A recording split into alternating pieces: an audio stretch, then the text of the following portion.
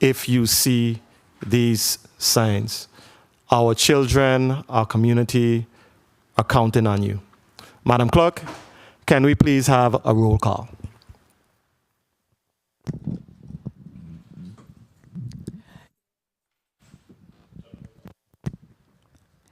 Yes, Mr. Chair. Senator Novell E. Francis Jr. Senator Francis absent. Senator Kenneth L. Gittens.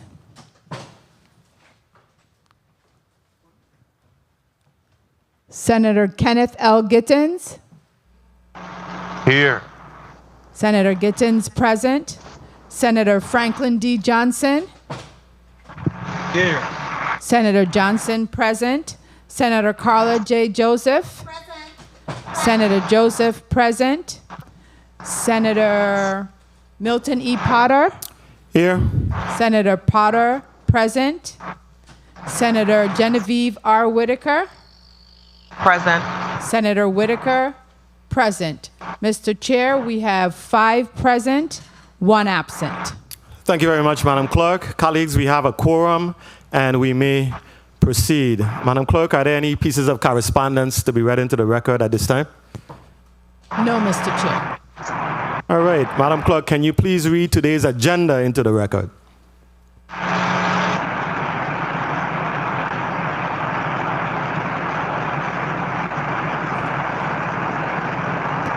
The Committee on Rules and Judiciary has scheduled a meeting for Thursday, August 25th, 2022 at 10 a.m. in the Earle B. Ottley Legislative Hall on St. Thomas to consider the following. In Block 1, VI Board of Medical Examiners, nomination of Dr. Learie, Lindsay. UVI Research and Technology Park Boards of Directors, nomination of Dr. William DeLone. And in Block 2, the VI Aquaculture and Mariculture Commission, nomination of Gerson, Martinez. And also in Block 2, VI Conservation District, nomination of Dale Browne, and the nomination of Carlos Tesitor, Jr. In Block 3, Bill number 340243, an act amending Title 27, Virgin Islands Code, Chapter 4, Section 193, to change the composition of the Board of Neuropathic Physicians, sponsored by Senator Genevieve R. Whitaker, and Bill number 340244, an act amending Title 27, Virgin Islands Code, Chapter 4, Section 191A and D, to expand and clarify the definition of neuropathic medicine and the physical modalities used to practice in the practice of naturopathy.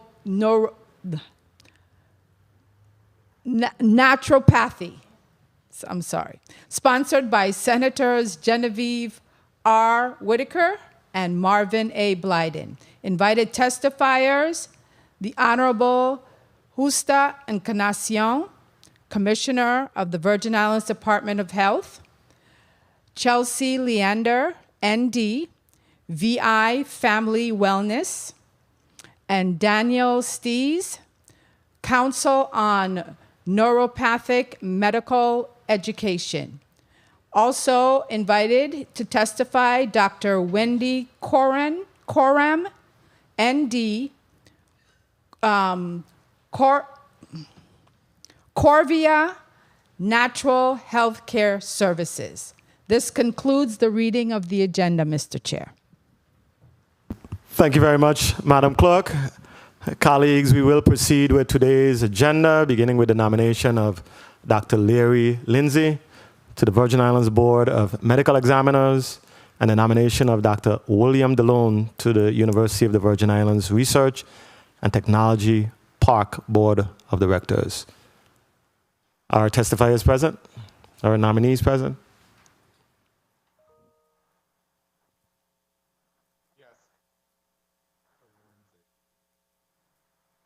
Present.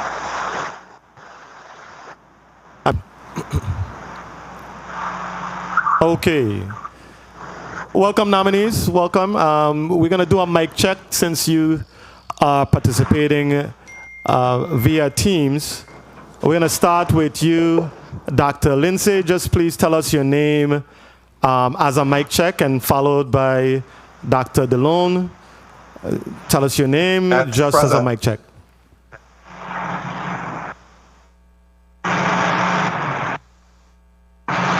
Go ahead again, Dr. Lindsay. Learie, Lindsay.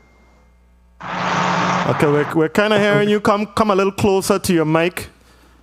I'm hearing a little static. Say it again. Learie, Lindsay. Okay, we're hearing a humming sound. I don't know if there's a fan or something in your area that's causing a little distortion, is it? Yes, hold on 1 second. Okay. Sounding a lot better just now. Dr. DeLone? Dr. William DeLone. Okay, we're hearing you loud and clear.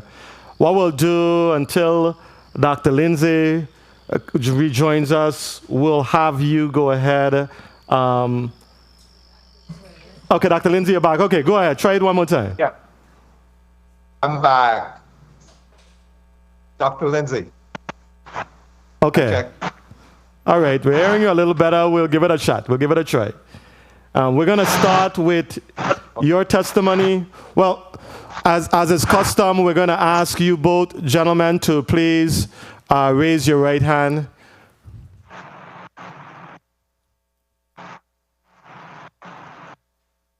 All right. Do you swear or affirm that the testimony that you're about to give before the Committee on Rules and Judiciary and your responses to all questions posed will be the truth, the whole truth, and nothing but the truth? I do. I do. Okay. Thank you very much. We're going to start with you, Dr. Lindsay.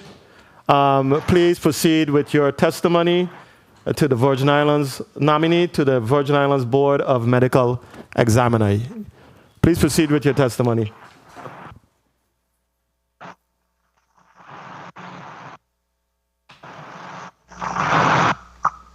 Good morning, Honorable Chairperson, Senator Potter, Vice Chair, Senator Gerson, and Senator Whitaker, distinguished guests and staff.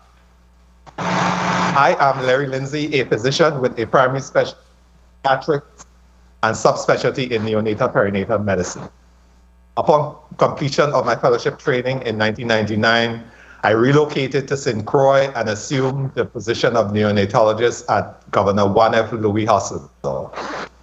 I stayed 5 years at that institution and played a major role in upgrading the neonatal unit with new state-of-the-art equipment and enhanced training for staff.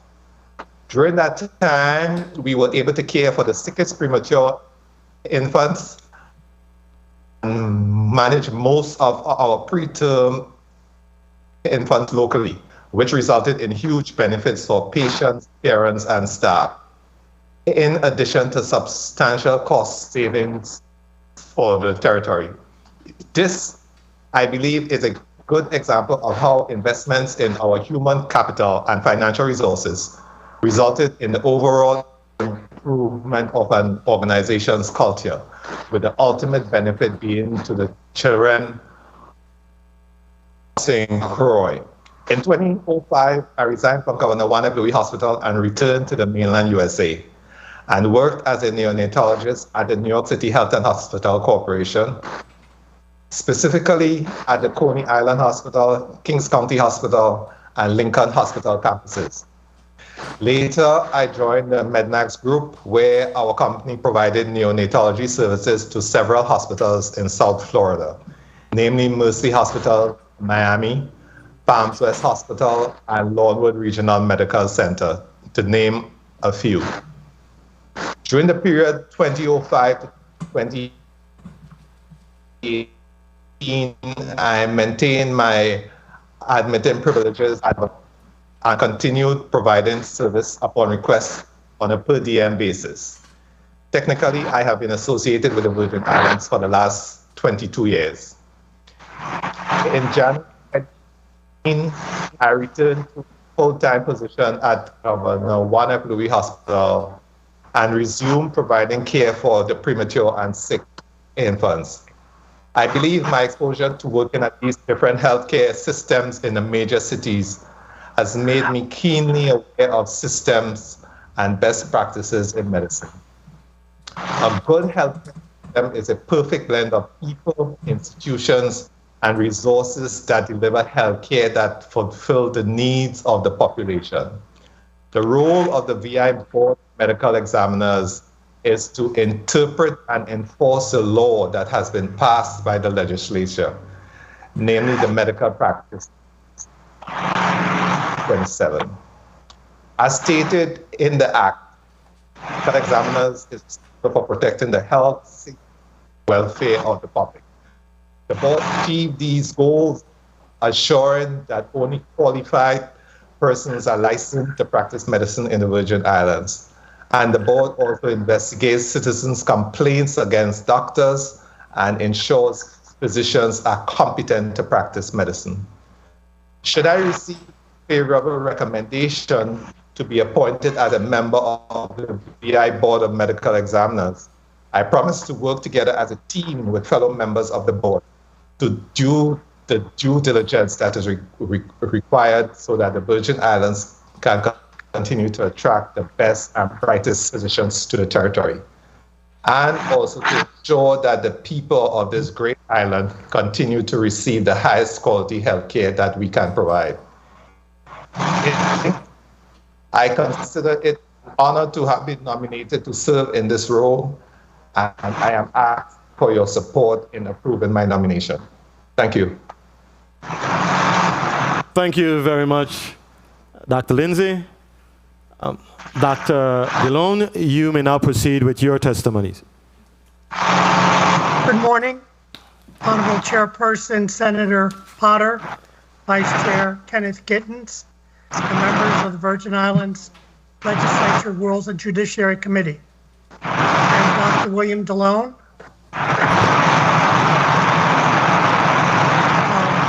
Perhaps if others could mute their mic, we might not have so much feedback. I am honored to be nominated by Governor Albert Bryant for a position on the Board of Directors of the University of the Virgin Islands Research and Technology Park. I wholeheartedly support the Research and Technology Park's purpose in terms of, and I quote from Virgin Islands Code Title 17, Chapter 34, the development of a technology sector in the Virgin Islands to promote the economic growth, development, and diversification of the Virgin Islands and the broadening of the capabilities of the University of the Virgin Islands. Having started my academic career at the College of the Virgin Islands in 1970, and having been a faculty member at CVI and UVI for 16 years until 1986, and having served on the University Research and Technology Park Board from 2007 to 2013, I am indebted to the Virgin Islands for my own professional growth and development. I would like to give back to the Virgin Islands by contributing to the continued success of the Research and Technology Park in terms of its growth and diversification of the Virgin Islands economy. I submit the following evidence of my professional background as qualification for the University of Virgin Islands Research and Technology Park Board of Directors.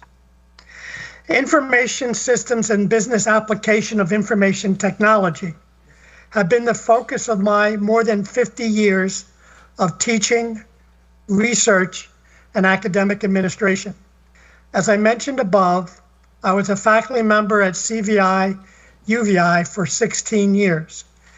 During that time, I taught the first ever programming course at CVI, advised the administration on the purchase of the college's first computer, developed the college's associate's and bachelor's degree programs in data processing, later renamed Information Systems and Technology, and served as the director of CVI's Data Processing Center for both administrative and academic computing.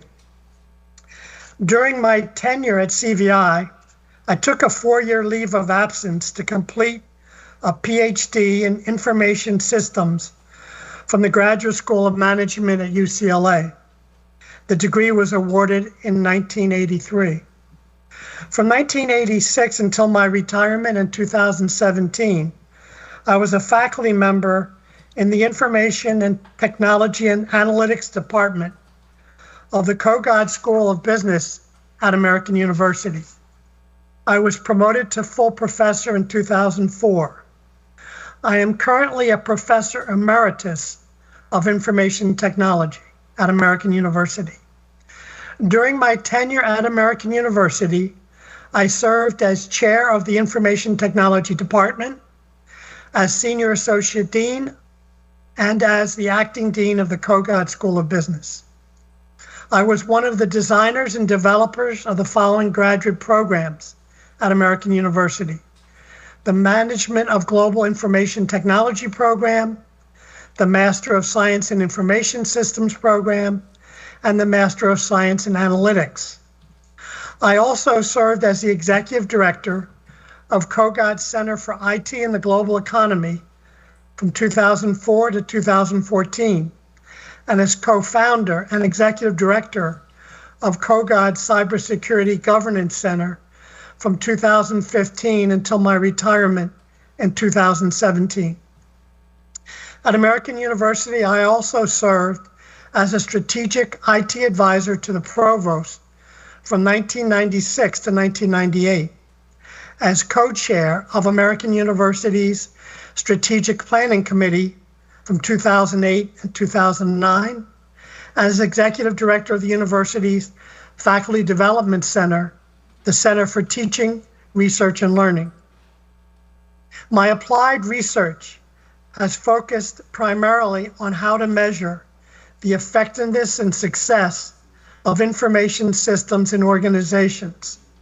My 1992 article in the journal entitled Information Systems Research and the article entitled Information Systems Success, The Quest for the Dependent Variable, with my co-author, Dr. Ephraim McLean, has been determined to be the most cited article appearing in the top 3 Global Information Systems Journal over a 15-year period. Today, that article has been cited in more than 16,000 publications.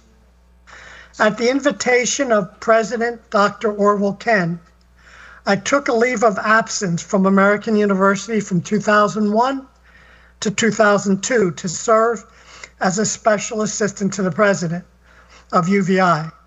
My primary assignment was to assist with the creation and development of the UVI Research and Technology Park. I was one of the primary point persons in terms of working with Governor Turnbull, Governor's Office Attorney John Jimenez, local attorney Jury Roberts, and Senate President Armando Rocky Liber to develop Bill 240168 that amended Title 17 by adding chapters 34 and 42 to establish the UVI Research and Technology Park. I also worked on the operational planning and infrastructure development of the Research and Technology Park. In 2007, Governor John DeYoung appointed me to the RT Park Board of Directors. I served on the board until 2013, serving most of that time in the role of board vice chair. In 2018, at UVI President Hall's request, I served on the search committee for the review, interview, and recommendation of the best candidates for the open position of RT Park Executive Director, which resulted in the hiring of Peter Chapman. In conclusion, my professional experience in the Virgin Islands was the foundation for my academic career, as outlined above. I now desire once again to apply my knowledge and experience to the continued growth and development of the UVI Research and Technology Park as a member of its board of directors. I believe that my knowledge of information technology, business, the Virgin Islands, UVI, and the RT Park render me a well-qualified candidate for the board of directors position.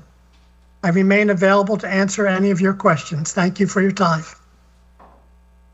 Thank you very much, sir. Nominees, we are extremely grateful to you for your willingness to serve. Your credentials and experience are stellar, and we're very fortunate to have you be considered for these two very, very important posts. Before we take a 3-minute break for media to take care of a technical matter, I want to also take a minute to recognize non-committee member, the Honorable Angel Balquez. Senator Balquez, welcome and good morning. We're going to go ahead and take a brief 3-minute break for St. Croix media to take care of a minor media matter. Committee on Rules and Judiciary stands in recess for 3 minutes.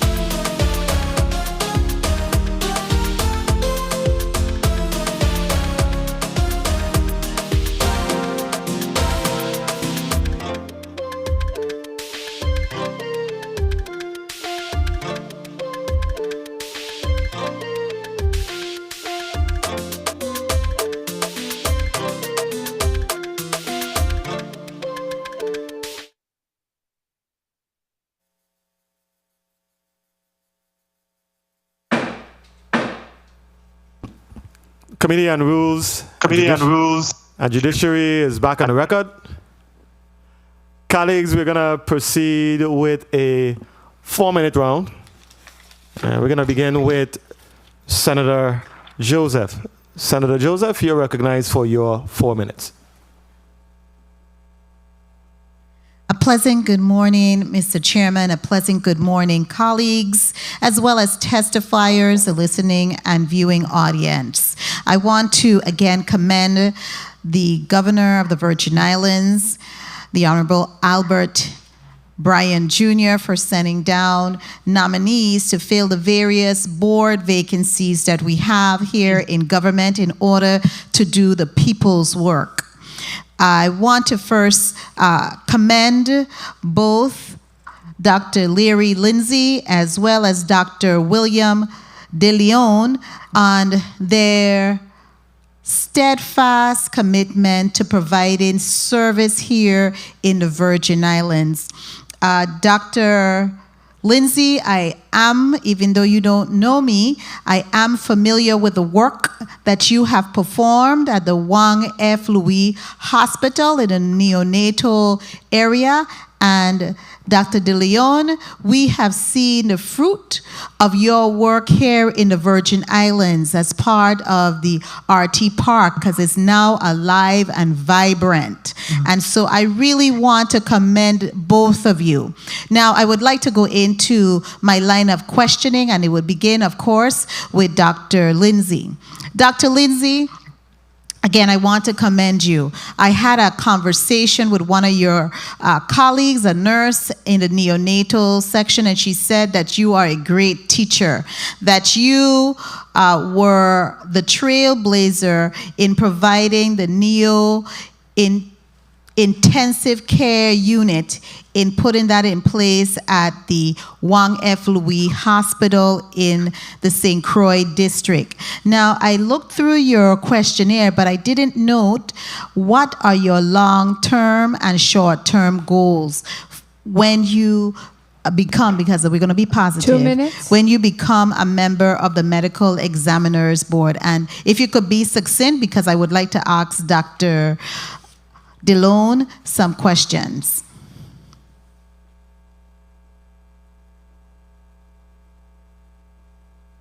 Mr. Chairman, could you hold my time? And also, we cannot hear the testifier. Dr. Lindsay, I think your mic may be muted. Please unmute your mic.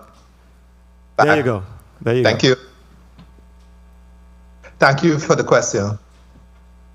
My short-term goal is to encourage digitization of the physician credentialing system, whereby we can verify and trust licenses from different jurisdictions. And it would also allow us to be much more expedient with respect to licensing physicians. As we know, digitization minimizes Don't the go reliance. through too much time and details, Dr. Lindsay. I'm so sorry because my time is running. So long-term, quickly, succinctly. Okay. Long-term goal, I believe that we can have some liaison with the Federation of State Medical Boards so that we can have an enhanced physician data system where we can, right now they're working on a centralized point of information with respect to physician credentialing. So if we can tap into the Federation, we can move forward in getting physician license much faster. Okay, thank you so much. Thank you so much. Dr. DeLone, I noted that you had also some short-term and long-term goals. And I really want to commend you for coming back on board and your willingness. It shows that you are really steadfast and very much Committed. Tell me how you plan to accomplish your short-term goal, which is create new job opportunity in information technology and business for the Virgin Islands. So I think that working with the park, its current and future tenants, to make sure that they are growing and developing jobs that can be filled by Virgin Islanders, both on island and Virgin Islanders that are living elsewhere. Okay, thank you. Mr. Chairman, I know that my time has expired, but I just have one burning question to ask, both of them. Very briefly, Senator. Thank you kindly, Mr. Chairman. Tell me, Dr. Lindsay, succinctly, as well as Dr. DeLone, who are you mentoring to guide them along in your footsteps?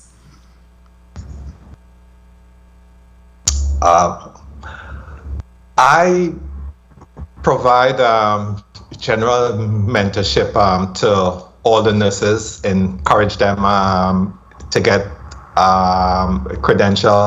critical care nursing credential, and I also mentor summer students who rotate through the unit, the neonatal unit during the summer.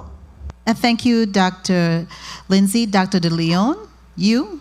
Yes, I primarily I'm mentoring junior faculty around the world who are using my research to get promoted to higher levels.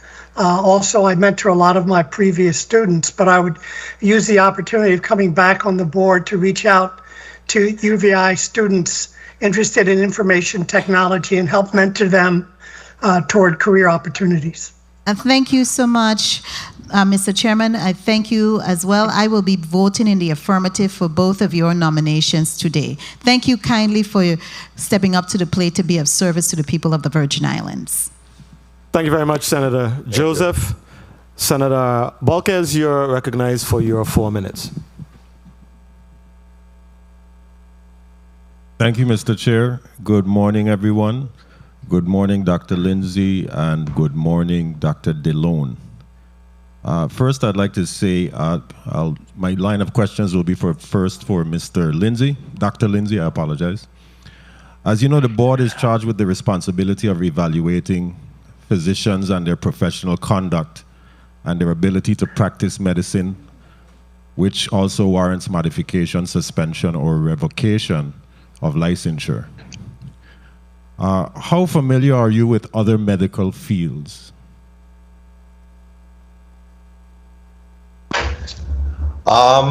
I am familiar with obstetrics and gynecology. I'm familiar with internal medicine. I'm pretty familiar with the other medical fields. Okay. Well, as you know, you would have to, of course, you and your colleagues would have to go through many different medical fields in order to make determinations concerning licensure. So I was just very curious as to know what other fields you were also equipped with, one would say. And I have a question concerning standard operating procedures. Do you know if the Medical Examiner Board has current standard operation procedures for medical examiners? Can you clarify that question? Concerning if there is a operating procedures or regulations. Sorry, he may have.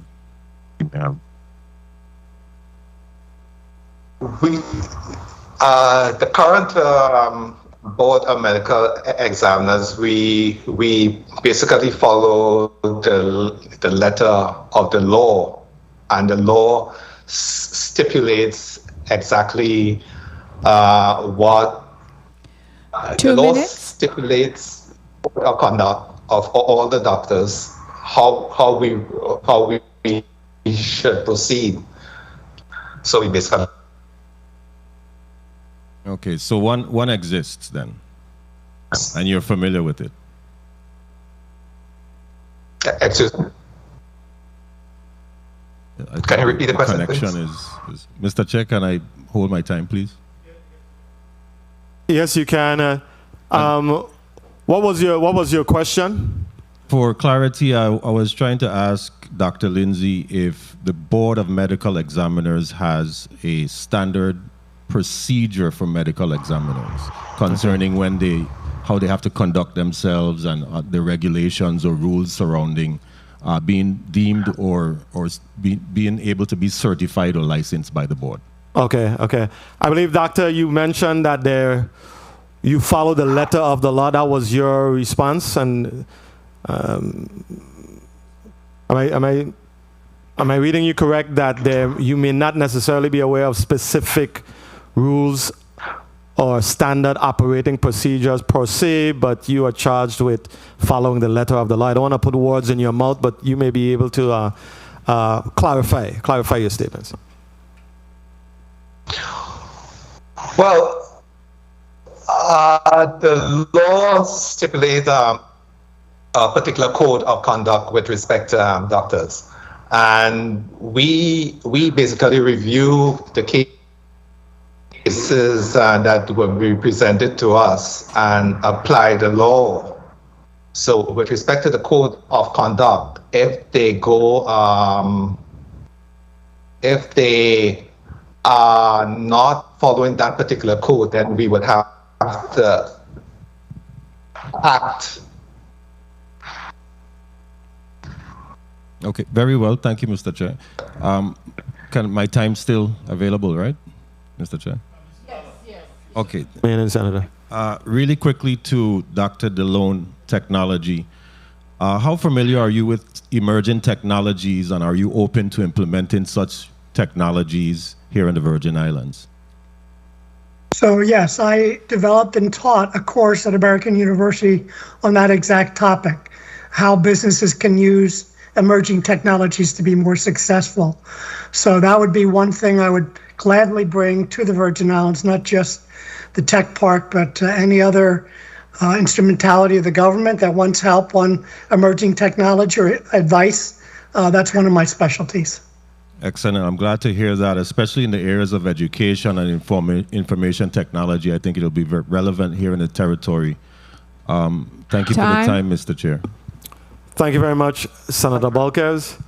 Senator Whitaker, you're recognized for your 4 minutes.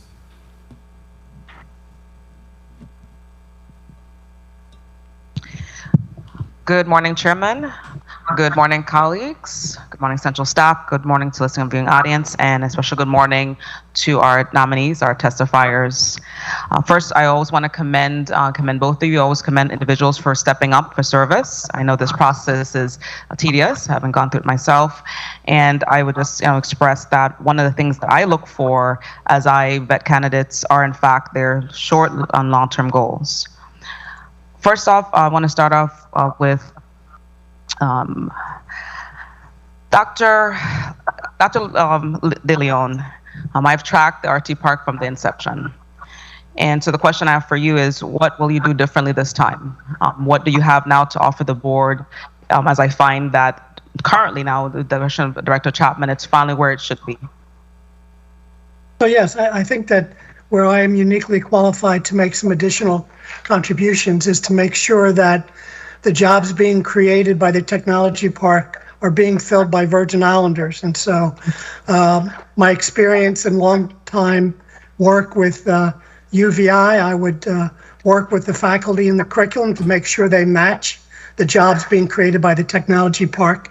And I would also work through the university with the high schools to make sure that young people are taking the right STEM courses that will put them in a position. So I think the issue is really realizing the full benefits of the technology park for Virgin Islanders, especially the workforce. And what is your work really focusing on the pipeline? Because you're not going to have students if you don't have educated in technology. I didn't, you were breaking up a little bit, but. Chairman, if you would hold my time because it's kind of breaking up. Yeah, we're holding your time, Senator. Try again. Yeah, try one more time. Okay.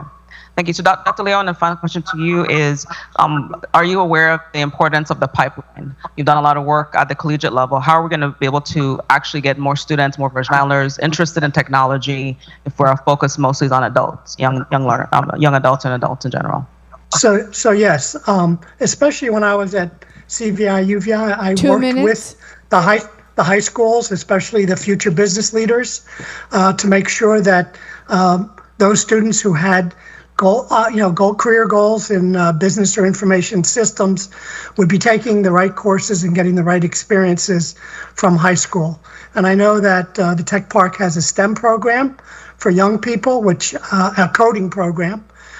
So those kinds of efforts that work all the way back to middle school to develop the kinds of interests that will continually feed the pipeline. Immediately, the pipeline can be filled through the VISTA program.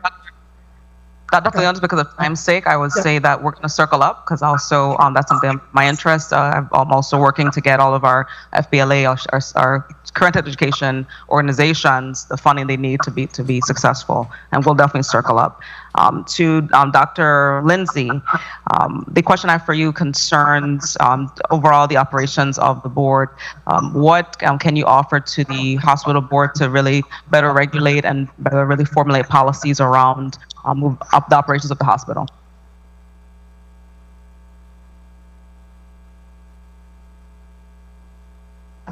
Was that question addressed to me? Sorry. Yes. How would you impact?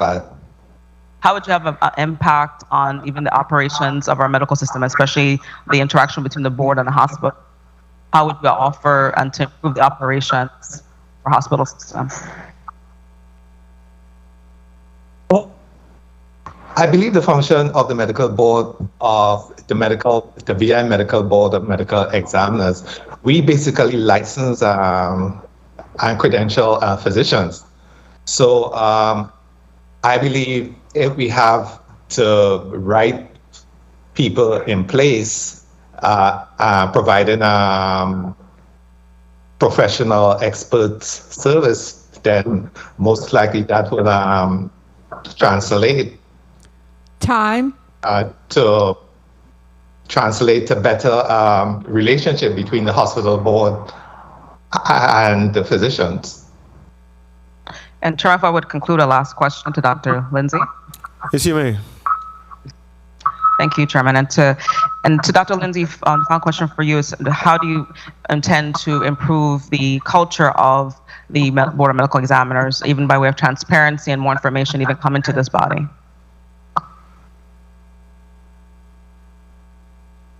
Can you? I got the connection wasn't too great. How would you, if appointed to the board, improve the culture of the Board of Medical Examiners based on your experience, especially even information being provided to the legislature? The Board of Medical Examiners, they basically license and credential physician and also disciplined physicians.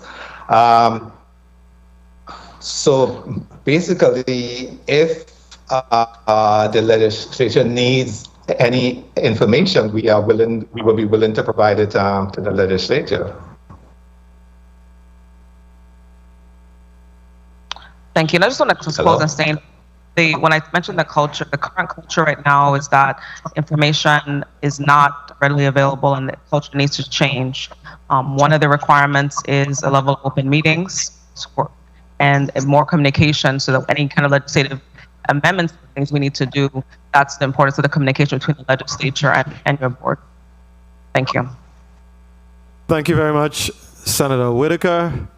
Senator Johnson, I know we're struggling somewhat with our connections today. We're trying really hard, to listen and understand the communication back and forth. Senator Frankie Johnson, you are recognized for your 4 minutes, sir. Good morning, Mr. Chair. Thank you very much. Good morning to my colleagues. Good morning to the nominees, and good morning to the listening and viewing audience. Dr. Lindsay, my first question will go to you. You mentioned that you want the Virgin Islands to attract the best and brightest physician to the territory. What do you think needs to be done to accomplish this objective? What needs to be done? You asked, Senator. What needs to be? What do you think needs to be done? Well, we need to play. We need to review their credentials in detail. We need to make sure that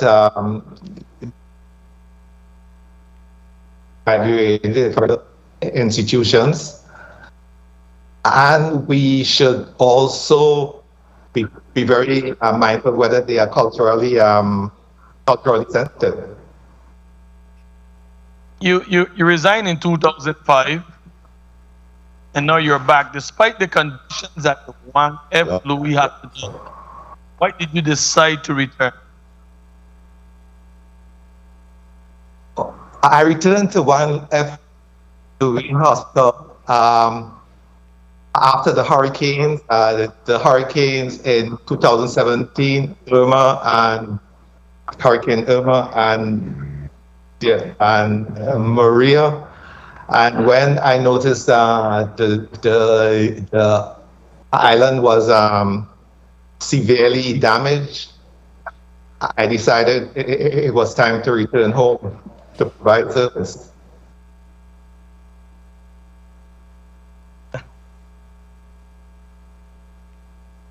Thank you very much. Dr. DeLone, good morning again. 2 minutes. How do you see the relation between the RT Park and the VI Economical Development Authority? Are these two agencies fishing in the same pond?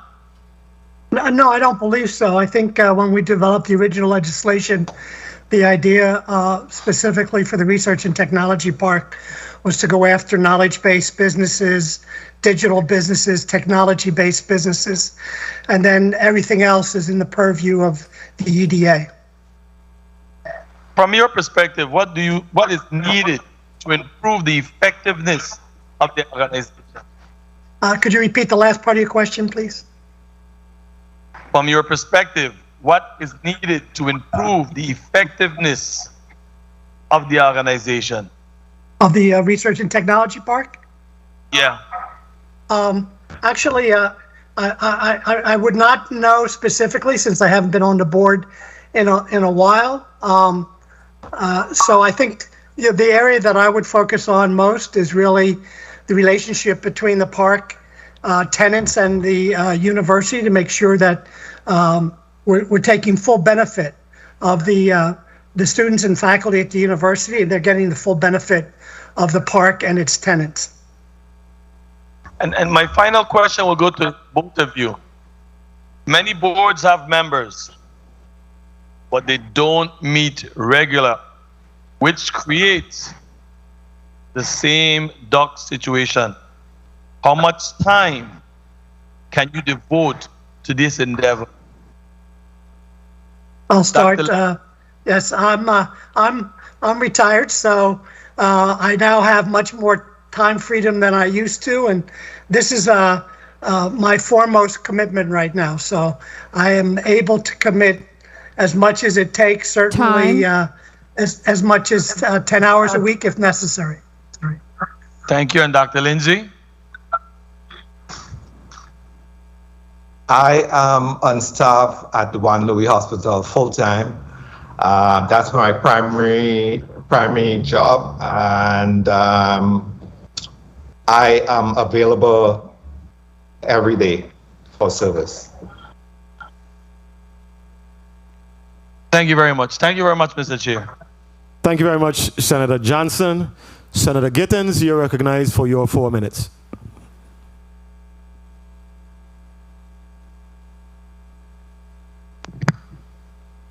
Thank you, Mr. Chair, and good morning to all. Thank you both for your willingness to serve in the capacity in which you were nominated.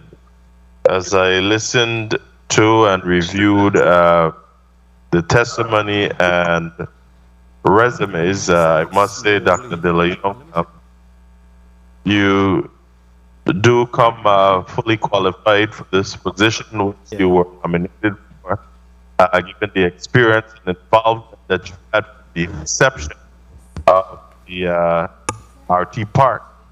Now, I wanted to ask you if the RT Park investigation lived to your expectation or your had envisioned for it. I'm sorry, for some reason, Senator, you're breaking up a little. Could you please repeat the question? Have the RT Park lived up to your expectations? I would say, thank you for your question. I would say it has actually in recent times exceeded the expectation. The things that the programs the park has underway today were goals and ideas that we had thought about way back in 2002. And so I'm happy to see the progress that's been made over the last 5 years. So yes, the park is living up to its expectations, but that just means so much more should be expected in the future. Great, glad to hear that it exceeded your expectations. Now, how do you that we can get more Virgin Islands youth in technical careers?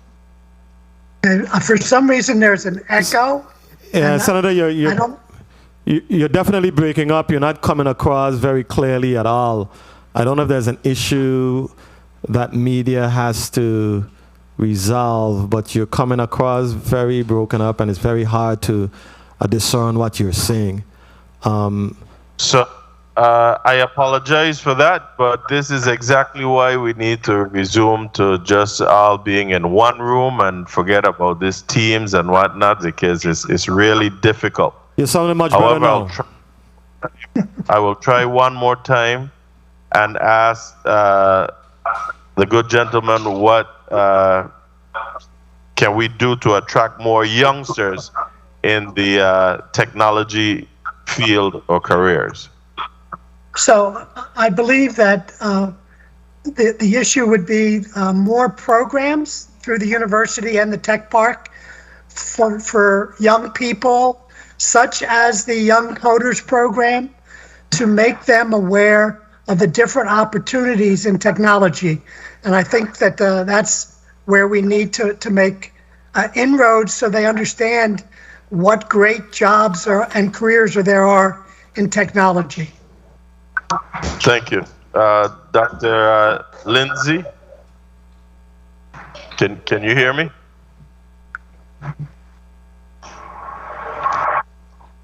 Dr. Lindsay?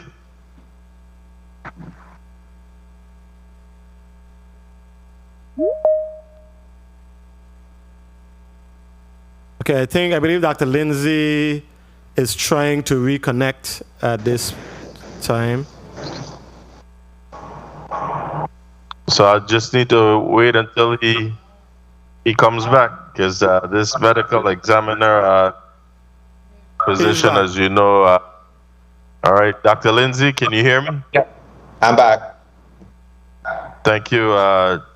What's your knowledge of the current conditions at our morgue here on St. Croix?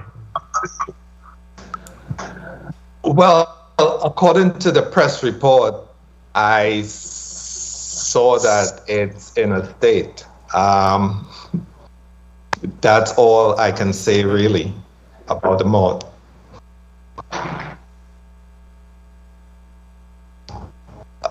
But I think that, can you hear me? Yes, where are you? Hello? Yes, people tend to get confused between the Board of Medical Examiners and the hospital board, right, and the medical examiner. Those are three different board job description. Hello?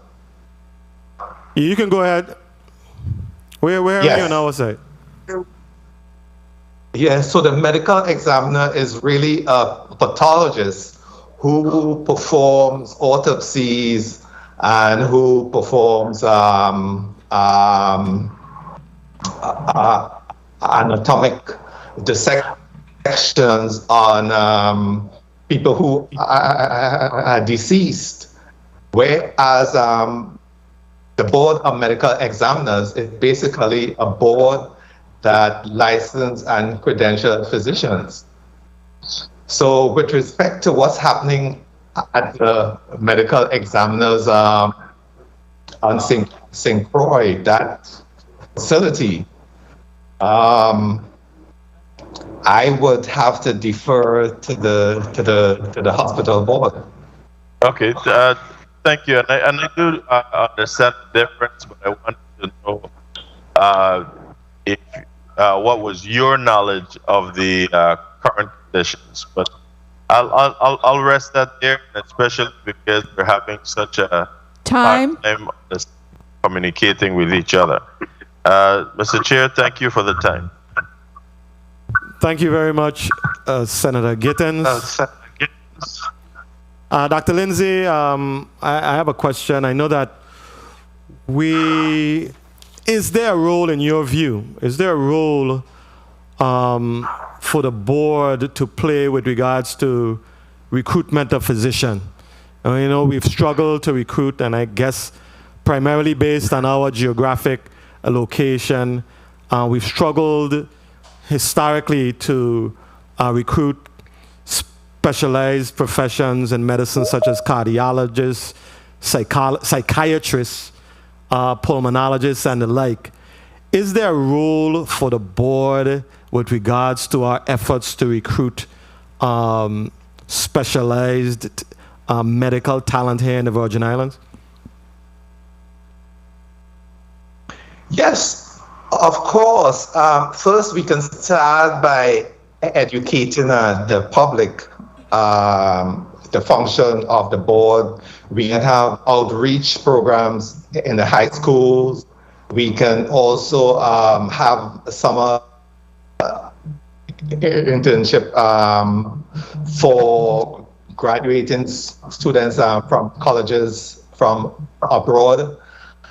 And with respect to recruiting cardiologists or intensivists at the present time, we can have an outreach program.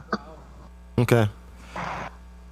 Where we can utilize the hospital's recruitment specialists. Okay. Thank you very much for that. I love the idea of us growing our own. I love the idea of the outreach programs, you know, here in the territory. I'm not aware of the board currently doing any of that, so I'm excited with the possibilities, you know, under your leadership on this board, that we can see much more, you know, outreach programs in our high schools as well as at the university. So that is good, and that is a long-term strategy for recruiting talent here in the territory, especially local homegrown talent. Dr. DeLone, I am also very excited about your comments with regards to a priority of yours being to have Virgin Islanders, to create that the jobs, the technical jobs, the technology jobs that are being created by the tech park will be filled with Virgin Islanders. You started with that statement right out the gate, and you sold me on your nomination just based on that statement alone. Is there a specific role for the tech park to play, and I know you alluded to it somewhat today, with regards to engaging the Department of Education specifically with regards to an intentional effort to recruit or to train or to expose Virgin Islanders to the world of, young Virgin Islanders to the world of, you know, technology opportunities in the business world? Is there an intentional and specific strategy to engage the Department of Education in that regard?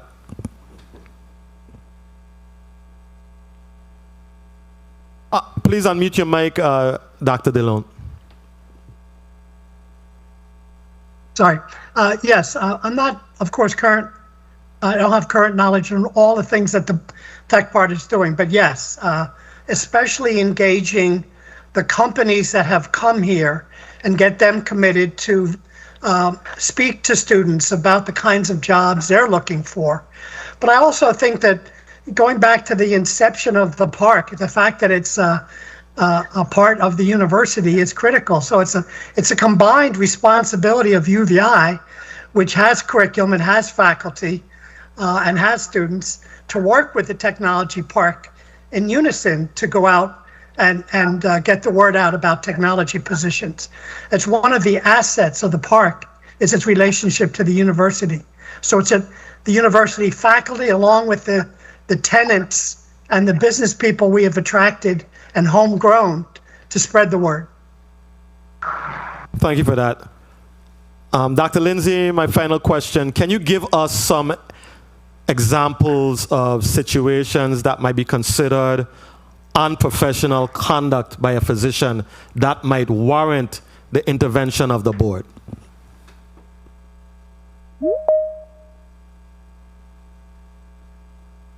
And you can go ahead and unmute your mic.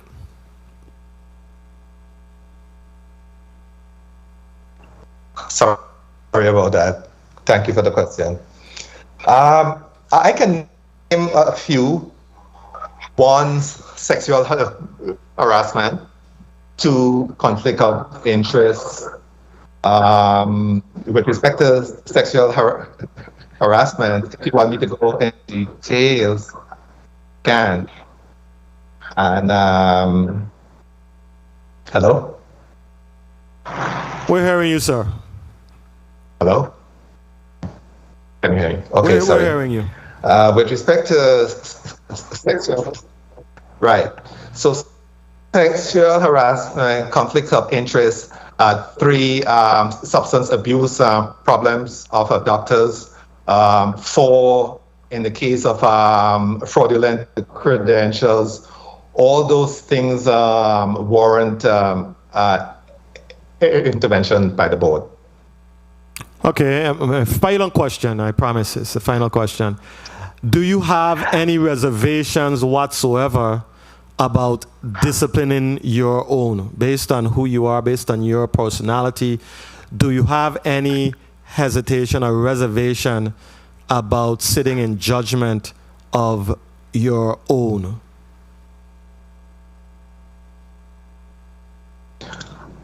I don't have any reservation about disciplining my own. We have to follow the letter of the law.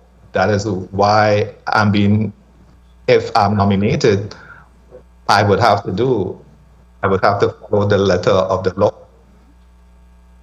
Thank you very much, sir. Colleagues, I believe we've exhausted our round of questioning for Dr. Lindsay and Dr. DeLone. Do I hear a motion at this time? Senator Joseph, you're recognized for your motion. Thank you. Thank you so much and kindly, Mr. Chairman. Motion. Mr. Chairman, I move that the governor's nominee, Dr. Learie Lindsay, to the Virgin Islands Board of Medical Examiners be favorably voted upon in this committee and reported out to the full body for further consideration and action. I so move. Do I hear a second? On St. Croix, I know we have some technical issues here. There's no second yet because we had one other senator to be recognized, Mr. Chair. The Vice President is here. He didn't get a chance to ask anything. Okay. We didn't see Senator Francis. Mr. Chairman, I will remove my motion in light of the Senate Vice President being present. We did not see him on the Rock City. Thank you so kindly for bringing it to our attention. I respectfully remove my motion. Thank you. Thank you very much for your graciousness, Senator. Senator Novel Francis, Welcome. I know you were over here earlier and you were flying back to St. Croix. You're recognized for your 4 minutes. Thank you very much, Mr. Chair. Good day to you. Good day to my colleagues, and good day to the people of the Virgin Islands. Extend congratulations to the nominees at this time, and thank you for your willingness to serve in this very critical position. Are each of you aware that you're not going to be paid? You're going to be working for free? Yes. Yes. Well aware. And you Yes. accept that? Yes. Yes. Very well. So that's a good start. I won't prolong this much longer. I just have a few questions to ask. I was able to listen in while waiting for my flight, as well as while traveling here to the chamber. Can I ask each of you to just quickly mention 2 strengths that you'll be bringing to the board, and 2 weaknesses that you will certainly attempt to develop, so that you can be proficient on the board. And of course, we'll start with Dr. Lindsay, and then we'll come to Dr. DeLone. Yes, 2 strengths. I have been practicing medicine for the last 22 years. I'm familiar with systems. I'm familiar with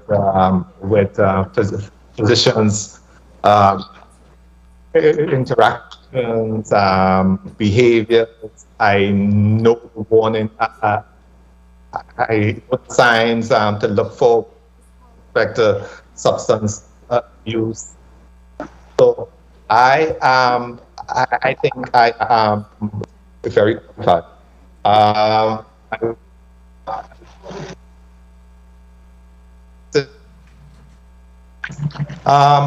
I don't think I have any weaknesses. I am always willing to learn, so I would depend on the full board members for direction.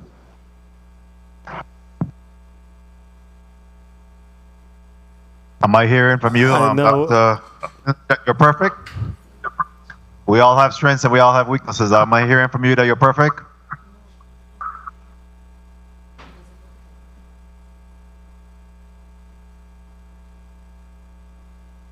Seems like he's frozen. Can we go to Dr. DeLone at this time? Dr. Sure. Lindsay seems frozen at this time. Yeah, Yes, we really have so some in terms of challenges. strengths, I would say that my knowledge of information technology and business, which is the focus of the technology park in terms of building the diversification of the Virgin Islands economy. That's one strength. My other strength, I would say, is my knowledge of the Virgin Islands, and education, having taught at UVI, CVI for 16 years, and continued my past service as a board member of the Tech Park and participating in the formation of the Tech Park. In terms of weaknesses, of course, current knowledge of the depth of what the park is doing will require me to onboard and get up to speed so that I'm up to date with all the challenges and strategies that the board is following. And also there are aspects that a technology board could certainly use in terms of knowledge, which is not my forte, such as legal background and so forth. A lot of what we're dealing with is following the law of the Virgin Islands in terms of the formation of the park. I'm aware of the law. I helped write it, but I'm not a legal expert. And there's a lot of course, legal tax issues that have to be addressed, and so we have experts for that. Very well. Thank you for that. And best way of getting up to date with what's happening at the Tech Park is, again, you could look at the website. There's a tremendous amount of information that's available on the website. I've been doing a lot of work with the RT Park as well. 2 we have the minutes. tech that we're establishing there, as well as the Catalyst Fund that is also available through the RT Park. So please come up to speed, and I'm hoping that you could support those initiatives, because again, it speaks to economic development, and also employment. So we're hoping that you could really come on board and be able just for the record, I'm familiar with all those programs. I've looked at the website. I've read the annual report. I'm just not in depth, but I'm aware of all those great programs that the park is working on. Very well. Thank you. That was a very good comeback. Thank you for that. Dr. Lindsay, are you back?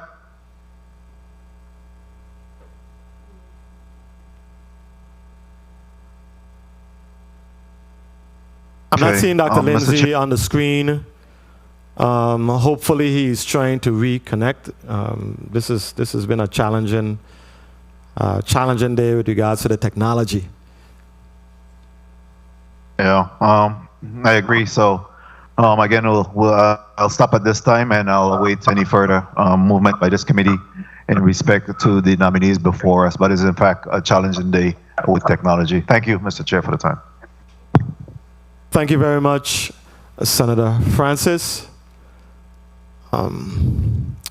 We have now exhausted all of the questions in this round or in this block. Colleagues, is there a motion?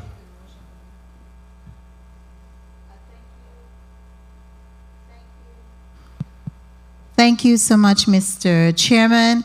I will go up forward and still make the motion. Mr. Chairman, I move that the governor's nominee, Dr. Learie Lindsay, to the Virgin Islands Board of Medical Examiners be favorably voted upon in this committee and reported out to the full body for further consideration and action. I so move. Second. Properly moved by Senator Joseph, seconded by Senator Johnson. Roll call on the nomination of Dr. Learie Lindsay to the Virgin Islands Board of Medical Examiners. Senator Novell E. Francis Jr. Yay.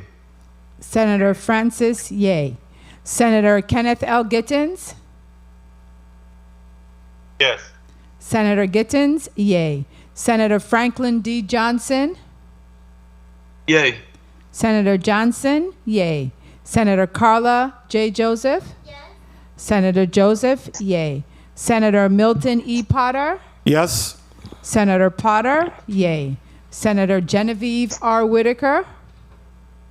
Yay. Senator Whitaker, yay. Mr. Chair, we have 6 yay. Thank you very much. Colleagues, the nomination of Dr. Learie Lindsay to the Virgin Islands Board of Medical Examiners has been favorably considered by the Committee on Rules and Judiciary and will be forwarded to the full body for further consideration. Do I hear a motion? Motion. Mr. Senator Joseph, you're recognized for your motion. Thank you so much, Mr. Chairman. Mr. Chairman, I move that the governor's nominee, Dr. William DeLone, to the UVI Research and Technology Park Board of Directors be favorably voted upon in this committee and reported out to the full body for further action and consideration. I so move. Second. Properly moved by Senator Joseph, seconded by Senator Johnson. Roll call on the nomination of Dr. William DeLone to the University of the Virgin Islands Research and Technology Park Board of Directors. Senator Novell E. Francis Jr. Yay. Senator Francis, yay. Senator Kenneth L. Gittins. Yes. Senator Gittins, yay. Senator Franklin D. Johnson. Yay. Senator Johnson, yay. Senator Carla J. Joseph. Yes. Senator Joseph, yay. Senator Milton E. Potter. Yes. Senator Potter, yay. Senator Genevieve R. Whitaker. Yay. Senator Whitaker, yay. Mr. Chair, we have 6 yay. Thank you very much, Madam Clerk. Colleagues, the nomination of Dr. William DeLone to the University of the Virgin Islands Research and Technology Park Board of Directors has been favorably considered by the Committee on Rules and Judiciary and will be forwarded to the full body for further consideration. Congratulations, Dr. Lindsay and Dr. DeLone. Before we let you go, I'm going to ask you to provide us with a 30-minute 30 seconds, sorry, not 30 minutes, but 30-second closing statements. Yes, Senator Potter. I am, thrilled to be able to continue to make contributions to the growth and development of the Virgin Islands, especially opportunities for Virgin Islanders to get the kinds of positions that the tech park is creating. So thank you so much for your questions. It gives me guidance in terms of how I can carry out my duties on the board. Thank you very much, Dr. DeLone. I don't believe that Dr. Lindsay is connected. So we're going to once again just thank you very much for your willingness to serve in this very critical position. We look forward to interacting with you along the way. So you are officially released from your duties here at the Committee on Rules and Judiciary. Thank you very much. Colleagues, we will take a brief 2-minute recess before we proceed to block number 2. The Committee on Rules and Judiciary stands in recess for 2 minutes.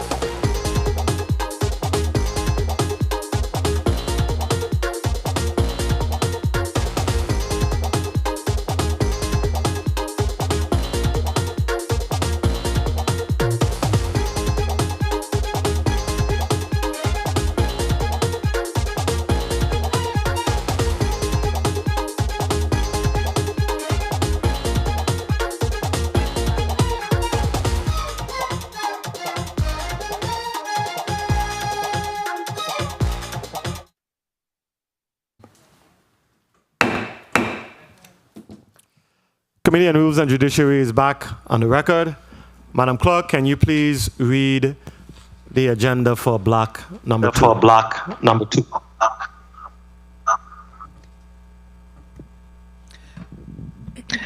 Yes, Mr. Chair. Yes, Mr. Chair. Block 2. Block 2. VI.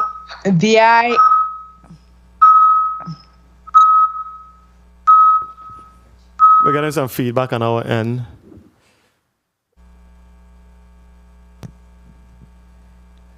Block 2, VI Aquaculture and Mariculture Commission, the nomination of Gerson Martinez. VI Conservation District, the nomination of Dale Browne, and the nomination of Carlos Tesitor Jr. And that concludes the reading of Block 2.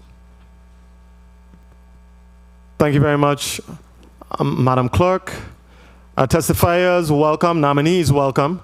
We appreciate your willingness to serve on these very critical boards. I'm glad that you are there in person on St. Croix, so we may have a better time communicating. Our last round, we had some challenges communicating remotely. So thank you very much for your presence. We're going to start by asking you to, like we do for all nominees for boards and commission, we're going to ask you to raise your right hand.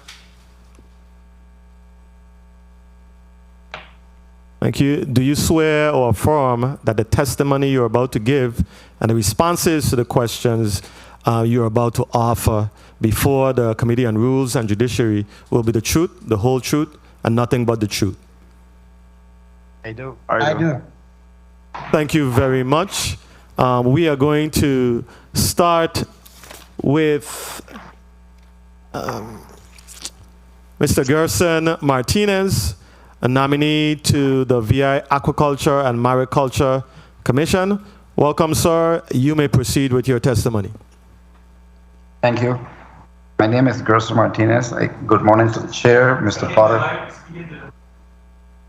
Good morning, Mr. Chair, Milton Potter, Commissioner members, and other senators present. My name is Gerson Martinez. I was born in the island of Vieques, Puerto Rico. I came over to St. Croix when I was 3 years old. I began fishing with my neighbor, Jose Alberto Sanchez, who would teach me about fishing and about how to protect the resource. And 19 years ago, I was hired by the Nature Conservancy to locate and gather information on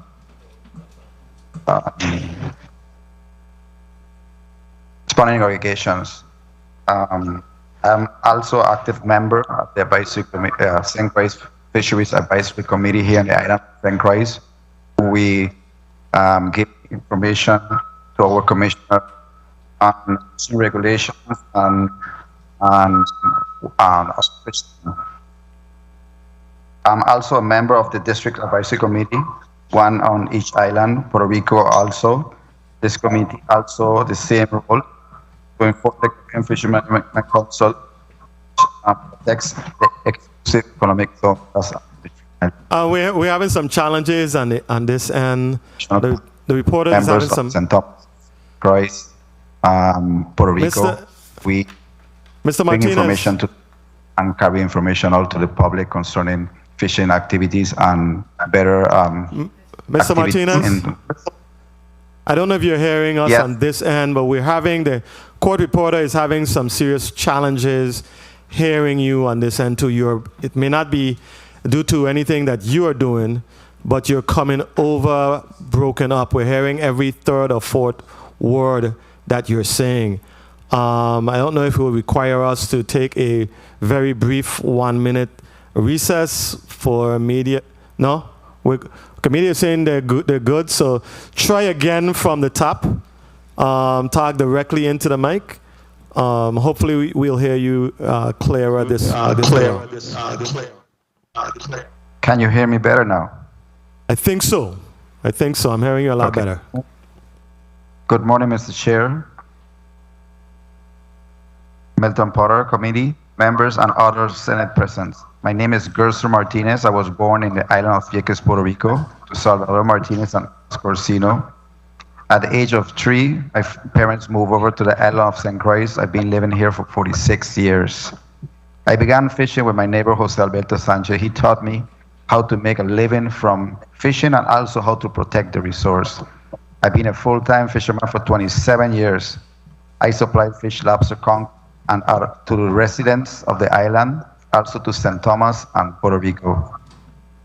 I was contacted by the Nature Conservancy 19 years ago to locate and gather information on spawning irrigations.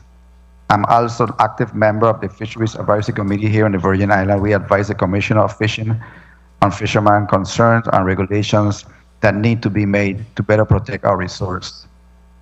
I'm also a member of the District Advisory Committee, one on each island, including Puerto Rico. This committee also has the same role, but in information to the Caribbean Fishermen Management Council, which protect the exclusive economic zones, which is the after the 3-mile boundary of the islands. I'm also a member of the Outreach and Educational Panel, also under the wing of the Caribbean Fishermen Management Council. I was asked to participate in this commission by Mr. Fischetti to be a stakeholder as a commercial fisherman looking out for the interests of fishermen and the resource. Being part of this commission in aquaculture and mariculture, I can learn and share my knowledge with all the members involved. I think it's a great privilege that I was invited. I think that we can do a lot by working together and make this plan work for a better future that can give our reefs a rest by producing stocks in a controlled and protected manner. And also make sure that we don't harm our resource in any negative way by introducing species that are not local to our. Thank you for this opportunity. I look forward to working many other projects that I can be an asset in. Thank you. Thank you very much, Mr. Martinez. Mr. Dale Browne, you may now proceed. Welcome, and you may now proceed with your testimony. Good afternoon, Chair of the Committee on Rules and Judiciary, and to all members of the Committee of the 34th Legislature, and a blessed good afternoon to the people of the Virgin Islands. I would like to thank the Honorable Albert Bryan Jr., Governor of the U.S. Virgin Islands, for the nomination to the Virgin Islands Conservation District, the Committee on Rules and Judiciary for holding this nomination hearing.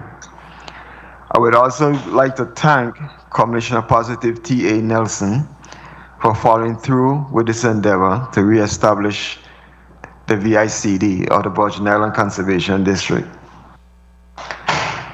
My name is Dale Browne. I'm the owner of Sager Farm, a co-owner of Sager Farm. We also are a member of TAG, SAFON, and the Federation of Southern Cooperatives.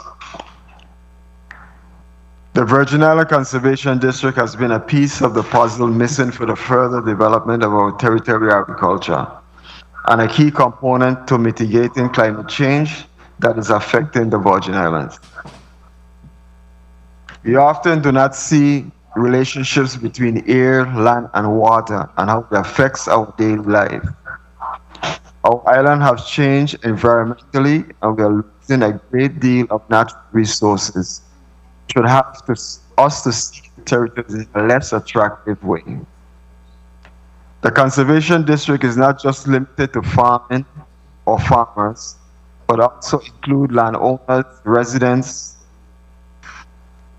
Development pertaining to agriculture or any construction without looking at the effects of how it's going to change our environment and the strain which is put on our natural resources is irresponsible of us. If we are not looking at impact it will have the future of these islands. Yes, there is a need for a comprehensive land and water use way overdue. Land is limited because we are on an island, and climate change is more rapid and has a greater effect on our environment. If we are going to make a change, we must consider the economic development or initiatives as such. Look at the impact it will have on our island's air, land, and water. By putting in place policies that will mitigate the effects which will change our environment. We have been in a drought for about a year and a half, and most in our community may not see it because there is potable water access to many. But when there is an ongoing drought, farmers are the first to be affected. Farmers are dependent on natural resources within the fields we are employed, and due to climate change, there will be lack of rainfall. Farmers will become more dependent on other water resources to continue food production. Today, most of our ponds are dried up, and over the years, of aquifers are depleted. Stormwater runoff leads to a lack of recharge in our aquifers, which raises the concern of saltwater intrusion. And to also mention that what is happening to our shoreline when there's a heavy rainfall. We must take extreme measures to assure that we stop the loss of our water resources these islands once had in abundance, and begin to plan forward to reduce and restore the territory, land, and water resources. Food sovereignty and security is not achievable if we continue to deprive ourselves of resources available to us. Combating climate change is the responsibility of all in the Virgin Islands. Thank you. If approved of this nomination, I will be working with other members to move the territory towards the direction of mitigating, securing, and reestablishing as much of our natural resources to benefit all within the Virgin Islands. Thank you very much for your testimony, Mr. Browne. Mr. Carlos Tesitor, Jr. Mr. Tesitor, you may now proceed with your testimony.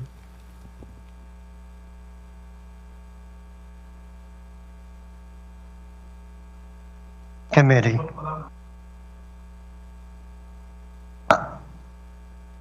It is an honor for me to be considered as a board member for the VI Conservation District. I was born in the state of Colorado in a rural community. I participated in farming and ranching as a young man. I attended the University of Colorado where I studied both architecture and engineering, but I did not hold a degree. My life's work has always been in construction. I moved to the USVI in 1988. I've been here long enough for me to have 3 granddaughters that were born in the Virgin Islands. I'm employed as a senior project manager, and I am responsible for estimating, environmental compliance, and safety for large projects. I've worked extensively on all 3 islands in the territory. I know them all. As stated in my resume, I have also been involved in conservation nonprofits since 1995. Most recently as the past president of the Trust for Virgin Islands Lands, TVIL. Because of that work, recently I was named as a director for the newly established Virgin Islands Territorial Park System. It is a real honor to serve the territory. I believe that my qualifications to sit on this board come from my training and work experience in environmental compliance, both at the federal level and at the territorial level, and from my decades of participation in environmental and conservation issues in the USVI. I am trained in stormwater compliance. As an authorized instructor, I have taught stormwater compliance to over 100 people in the Virgin Islands, including 31 from DPNR. I understand erosion and sediment control. My work in construction has trained me to understand civil works, such as stormwater design and structures, as well as earth-moving activities and the damages that can occur if the work is uncontrolled. The work at TVIL is to conserve tracts of land, teaching me the value of watersheds and open spaces. But even more important, I have learned the principles of nonprofit board governance, which is essential to maintaining an effective board structure. In the past, the VI Conservation District has been active and was instrumental in the development of the earth change permit process and the development of agricultural ponds on private lands as a means to control runoff and promote aquifer recharge. Both are extremely important for conservation. As a citizen of the territory, I'm encouraged with the reformation of this board and the potential impacts on conservation in the territory.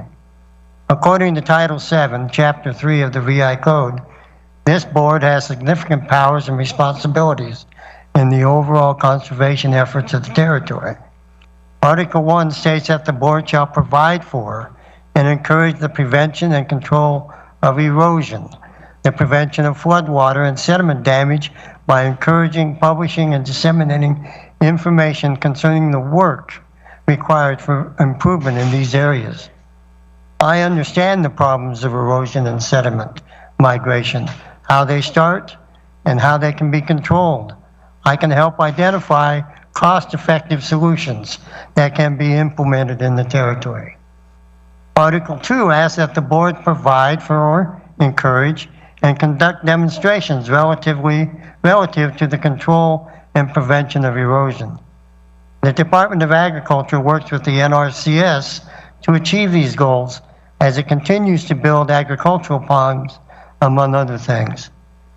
It is a very positive relationship, and I will work to continue that relationship. Article 3 asks this board to provide aid, financial or otherwise, to government agencies and landowners for work that provides erosion control and prevention. Again, the NRCS is key to these goals. This work is essential to the survival of the Virgin Islands. Our reefs are being buried by sediment and other pollutants. A well-directed and informed conservation district can help contribute to the long-term success of our reef systems by working with other government agencies to reduce erosion and maybe, if we are lucky, to reduce the chloroform bacteria that reaches from our hillside communities' septic systems, damaging our reefs. Paragraph 8 of the Act says that the board can accept contributions in money, services, materials to use to expend in carrying out its operations. In the end, it all comes down to money and money management. I have built things my entire life, almost always on a lump sum fixed fee contract, meaning that I had to complete these projects on an established budget and understand the most efficient process to get there. Because of that experience, I can provide realistic advice on the value of any expenditure for erosion control, sediment control, or water system projects. I believe that I have life experience. I have the training and the life experience to contribute to the VI Conservation District. I am very willing to serve for free, and I am thankful that the Department of Agriculture and Government House had confidence in my abilities to submit my name in nomination. I am grateful for the opportunity to explain myself to you senators, and I hope that you give me the opportunity to serve the community. Thank you. Thank you very much, Mr. Tesitor, for your testimony. Thank you all testifiers for your testimony, and clearly you are all eminently qualified for the respective boards that you were nominated to serve on. Colleagues, we will proceed with a 4-minute round. Senator Joseph, you're recognized for your 4 minutes. Thank you, Mr. Chairman. and a pleasant good day to all of the testifiers. First of all, I would like to commend our governor for sending out some eminently qualified individuals to serve on these two boards so that we can have them well constituted with individuals who are passionate and driven. And also I want to commend all of the testifiers for stepping up to the plate and not being hesitant and having any sense of anxiety or timidity to come before this committee to testify and to go through the vetting process. I also want to say special good morning to my fellow former environmental activist Carlos Tesitor Jr. I'm thankful that you will be on this board because I know your work product. I know what you have been capable of, and you was capable of, and you're still capable of, having worked with you in the environmental advocacy role for over 25 years. Now, let me begin my questioning with Mr. Gerson Martinez. Mr. Martinez, a pleasant good morning to you. Kindly indicate to us if you are familiar with VI Fresh Ministries and what they are doing in the Island District of St. Croix regarding aquaculture. The only knowledge I have right now is that a plan has been set in play, and they need members to look through that plan and make sure it's done the right way. So you have not been to the facility that is being operated by, I think it's VI Fresh Ministries, and they do have an aquaponic farm in the Island District of St. Croix? I've only seen the one that they have been doing in Nature Conservancy with staghorn corals. Okay, so I may be incorrect in identifying the entity, but I think I'm correct, and some of my St. Croix colleagues will be able to clarify that. So are you familiar with the processes? Because I believe we have passed a nomination for one other individual on this particular commission. Are you familiar with any of the other board members or committee members or commission members? No, I have only spoken to Mr. Fischetti, and he was the one that brought to my attention to apply for this position. And that's what I... Okay, all right, thank you so much. For the VI Conservation District, I really want to applaud Mr. Dale Browne. I really do, because I know you are one of the expert farmers in the St. Croix district, and the work that you do so willingly and passionately. I have no objection to your nomination, having seen your work product as well, and knowing that you're very passionate. I think you would do well on this board. And also Mr. Carlos Tesitor. I don't really have much questions for the both of you, but I just want to ask all of you one question, and you can just answer quickly. Who are you looking at as far as mentoring and following in your footsteps? Let's go with first Mr. Martinez. Quickly. Time. I've always been... Mr. Chairman, my time has been called. With due respect. You may proceed. You may finish up, Senator. Thank you kindly. I've always been a promoter of outreach and education to especially young kids, because our industry here in farming, fishing, and other stuff that pertain to locally harvest or locally produce is being in jeopardy right now. And to my knowledge, talking about the fisherman aspect, we are the next endangered species, and a lot of young people don't see the effort that it takes for a person to become a fisherman. It's a passion that has to be born, you have to be born into, that you have to love to do, and not only just doing it for the money, but doing it for the long run, that you see that the future generation can see the same things that we are seeing today, how to protect the resource, how to protect the species that you don't use. So one day I saw a kid destroying the,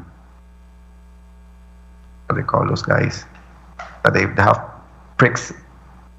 Sea urchin. The sea urchins. And it disturbed me that we're trying to protect something that is very helpful for corals. They do clean the coral. Those are the guys that eat the algae from the corals.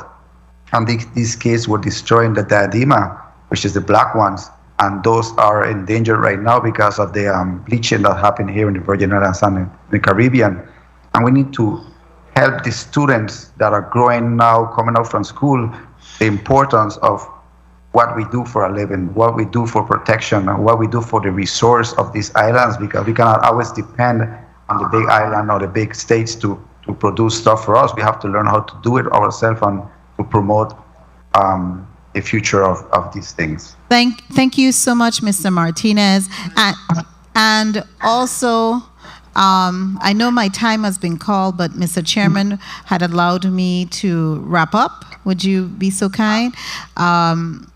Mr. Chairman, I really appreciate, I didn't get the answer from the other two individuals, testifiers. Very, very briefly, on the chair's time. Oh, on the chair's time. Thank you. Mr. Dale Browne, we are leaning on the chair's time, so if you could also indicate who you are mentoring, and Mr. Carlos Tesitor, just 30 seconds, please, because I don't want to abuse my time. I'll try to be less than 30 seconds. At Tesitor Farm, what we do all year round is that we have a summer camp, and also we engage into the workforce development from the Department of Labor for the purpose of having summer students engage in the development of agriculture and how the land and water affects our existence in the territory. So that's basically what we do. It's an all year round venture for us for mentoring those who we bring that are interested in the development of our conservation. Thank you. And Mr. Tesitor, 30 seconds. Thank you. On the board of TVIL, we have brought in some younger members, and we're teaching them how to run an effective board for conservation. And at my work, I have staff members that I train on a constant basis on erosion and sediment control. Thank you so much, Mr. Chairman, for the leeway, and I will be voting in the affirmative for all three nominees here today. Thank you kindly. Thank you very much, Senator Joseph. I hope you're going to remember this extra 4 minutes that I generously allotted to you today. Senator Kenny Gittins, you are recognized for your 4 minutes. Thank you, Mr. Chair. I hope the Senator realizes how generous you are. Gentlemen, thank you for your willingness to serve in the capacity in which you were nominated for. I've read your resumes, listened to your testimonies, and I don't see where there should be a problem. You guys should be on the board actively ready to move these respective boards forward. Quickly, I just wanted to ask Mr. Martinez, you, in one of your responses, you just answered one of my questions. So I'll just ask you if there are any functioning aquaculture businesses now in the Virgin Islands to your knowledge. Just the one with the Nature Conservancy, and also I've been involved with them in creating the pyramids where they hang their siblings to grow. Okay. Mr. Browne, how are you doing today? Beautiful. Good. How do we inform the community about the important work of the Conservation District Board and engage their support, the community support? That will have to be a re-educational effort because the Conservation District has been out of existence for the last over 30 years. Right. And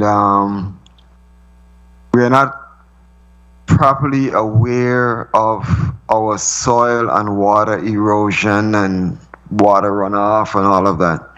So we take it as a simple thing of going back and I forth. want a short answer. Though, yeah, short answer, re-education. All right. Okay, great. And Mr. Tesitor? Yes. How are you doing today? Very good. What kinds of projects do you would you like to see the board take on, and what would be 2 minutes. Your priority? I think that the continue and expand the agricultural ponds to collect runoff and to recharge the aquifer is very important. I would also like to see a larger commitment to stormwater systems, public stormwater systems in the towns and along the highways to control runoff. The pond that you just spoke of, I didn't understand quite clearly what pond you spoke of. Hear me. Okay. Are we talking about retention ponds? Yes, retention ponds on private property. Mostly, I think they do them on agricultural lands. Do you know of any retention ponds on St. Croix specifically? Well, yeah, there are plenty of them. All right. I mean, how active are they? Once you build them, if they're built right, they last forever. See, but you're going so fast. You're not answering me specifically. So I asked. I don't know. Sir, one second, one at a time, so that you can understand. Okay. Yes. Thank you. So the first question was whether or not we have any retention ponds here. You said many, and I'm wondering, okay, if there are many, how are they working out for our benefit? There's one that I know of that's right by the National Guard. It's very big. You can't see it. Right. And it's always full of water. So it is collecting water that otherwise would go down the Bethlehem gut, and it's storing it, recharging the aquifer. I don't know of all the other ponds, but I know that the Conservation District started the program many years ago, and the NRCS is continuing to do those ponds. I don't know how many they've done or where they are, but I know that they're doing the work. Thank you, Mr. Chair. Thank you very much, Senator Gittins. Senator Bulkers, you're recognized for your 4 minutes.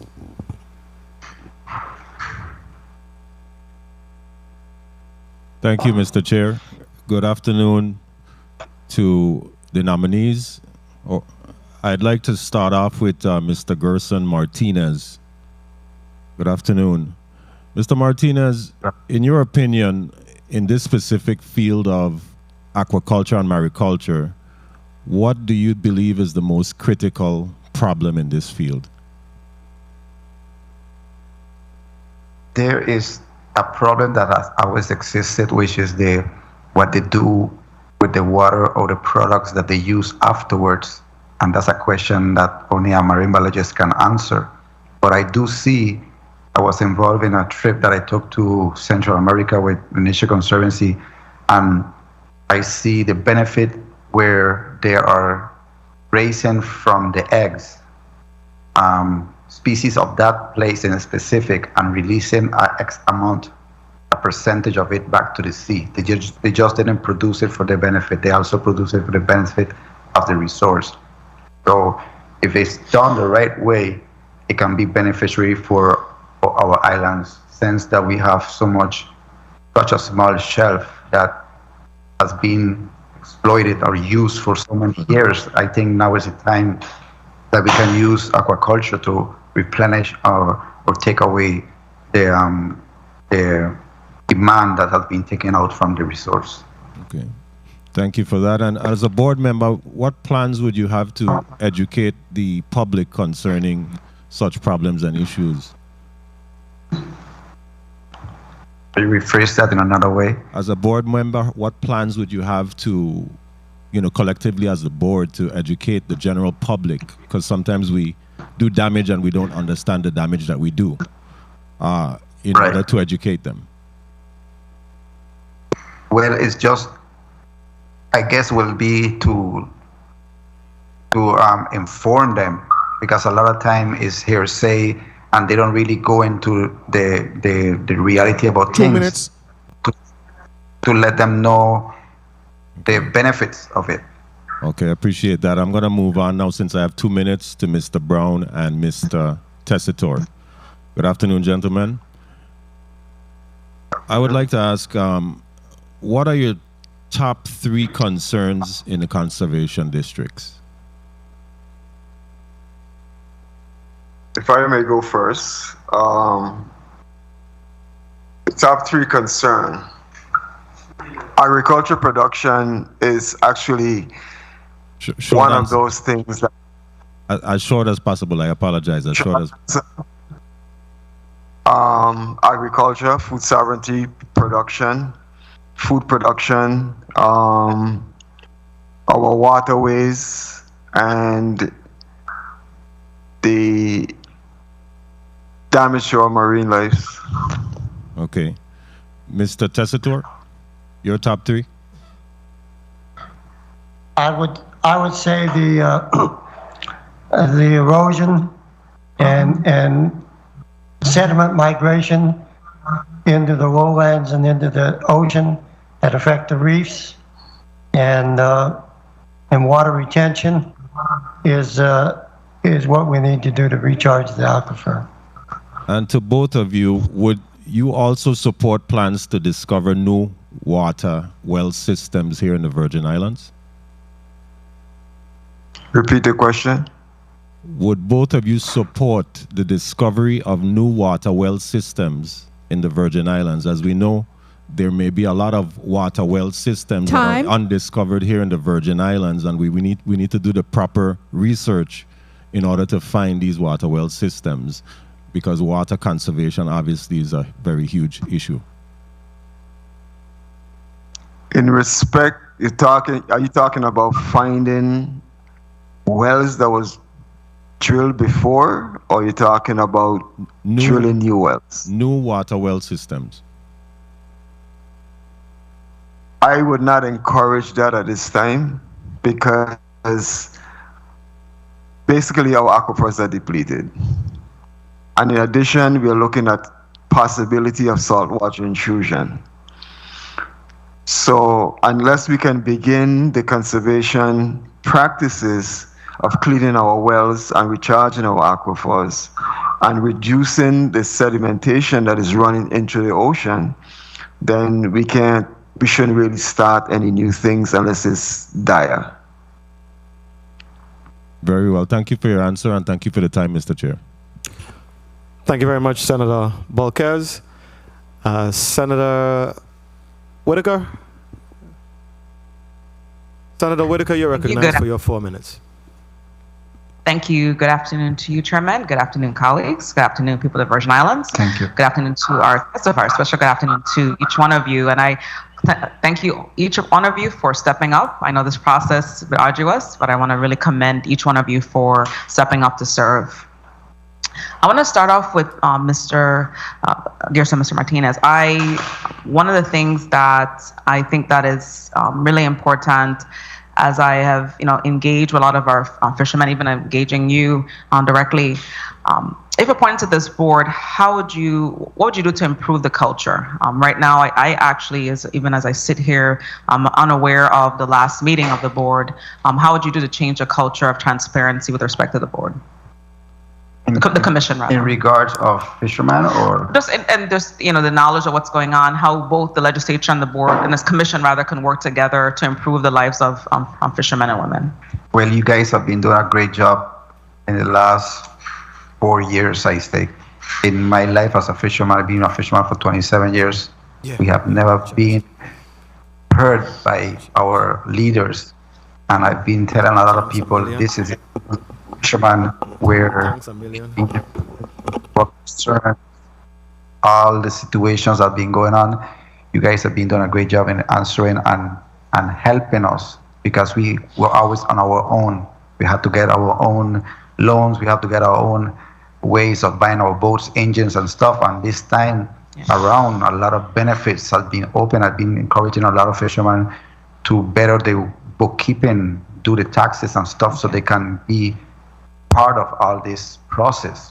And would you help to facilitate that? A lot of technical assistance of the fishermen and farmers. How would you help to facilitate any kind of assistance needed in bookkeeping and financial management? I've told them that I will do one-to-one person and show them my books on how it's being done. It's not difficult. I have my wife 2 minutes.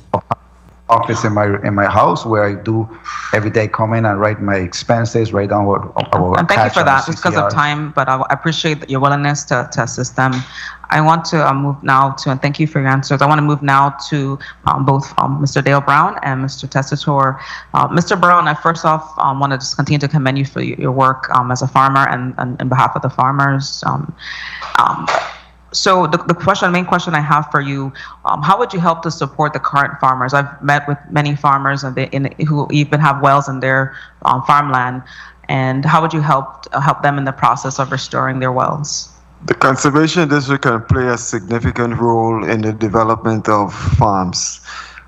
Take, for instance, NRCS, they provide contracts or funding for the purpose of conservation practices. The Conservation District can be engaged where it can actually assist those farmers in doing portions of the practice that is assigned to them to complete, and support them in that, whether through funding to get them started, because that's one of the biggest issues with farmers. They may not have the funding to start, say, a $30,000 contract, which is reimbursable. So the district itself can help in making sure those practices are met. Thank you, and same to you, Mr. Tesitor. How would you help the farmers right now in their water needs? Well, I have to admit, short term, yeah, and then long term. The farming aspect of this is not my specialty, but it all comes down to water, and we need to recharge our aquifers because the science says that they're failing. Thank you, and if I may close, Chairman. Yes, you may, Senator. Yes, you may, Senator. Thank you. And just, I just want just to highlight one of the things I just encourage each one of you as you get onto the board, of course, in this case, commissions, and that you're restoring them. Let's work on making sure we have that communication. Even today, I'm still having my staff and I have to reach out to board to say, can I get the meeting information? I just wanted to be transparent. I want us to work together between the board branches of government on behalf of our people. Thank you. Thank you. Thank you very much. Thank you very Senator much. Whitaker. Senator Johnson, you're recognized for your 4 minutes. Good afternoon. Thank you very much, Mr. Chair. Good afternoon to the nominees. I think each of you guys bring a different perspective of what we need to be done with this conversation district. And I wanted to start out with Mr. Tesitor. With your understanding of the problems of erosion and sediment migration, how they start and how they can be controlled. Do you plan on conducting trainings or information sessions to farmers on behalf of the board? If that is required, I would be very willing to do that. You know, a lot of people don't understand the nature of this erosion that's happening, and I think you have some good information, especially about the south side of St. Croix. Can you speak a little bit about that? What your experience and what you're seeing happening on the south side? Well, erosion is a function of exposure, time, and slope. What can be done to slow down the erosion, especially on the south shore, which just eating away the land on the south side of St. Croix? The hillsides, if you're going to have exposed land, you can terrace it, you can cover it. Coverage is the best.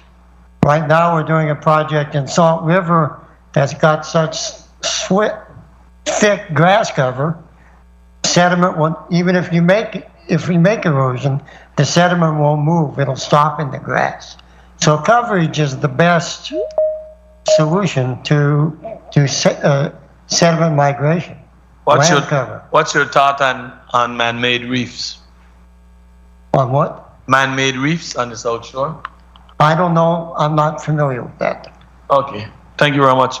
Mr. Browne, how are you doing today? Good, my brother. How do you see the relationship 2 the minutes. Conservation District and the Coastal Zone Management Committee? Actually, the age of the conservation district has been around before the zone management. Right. And they could work in tandem.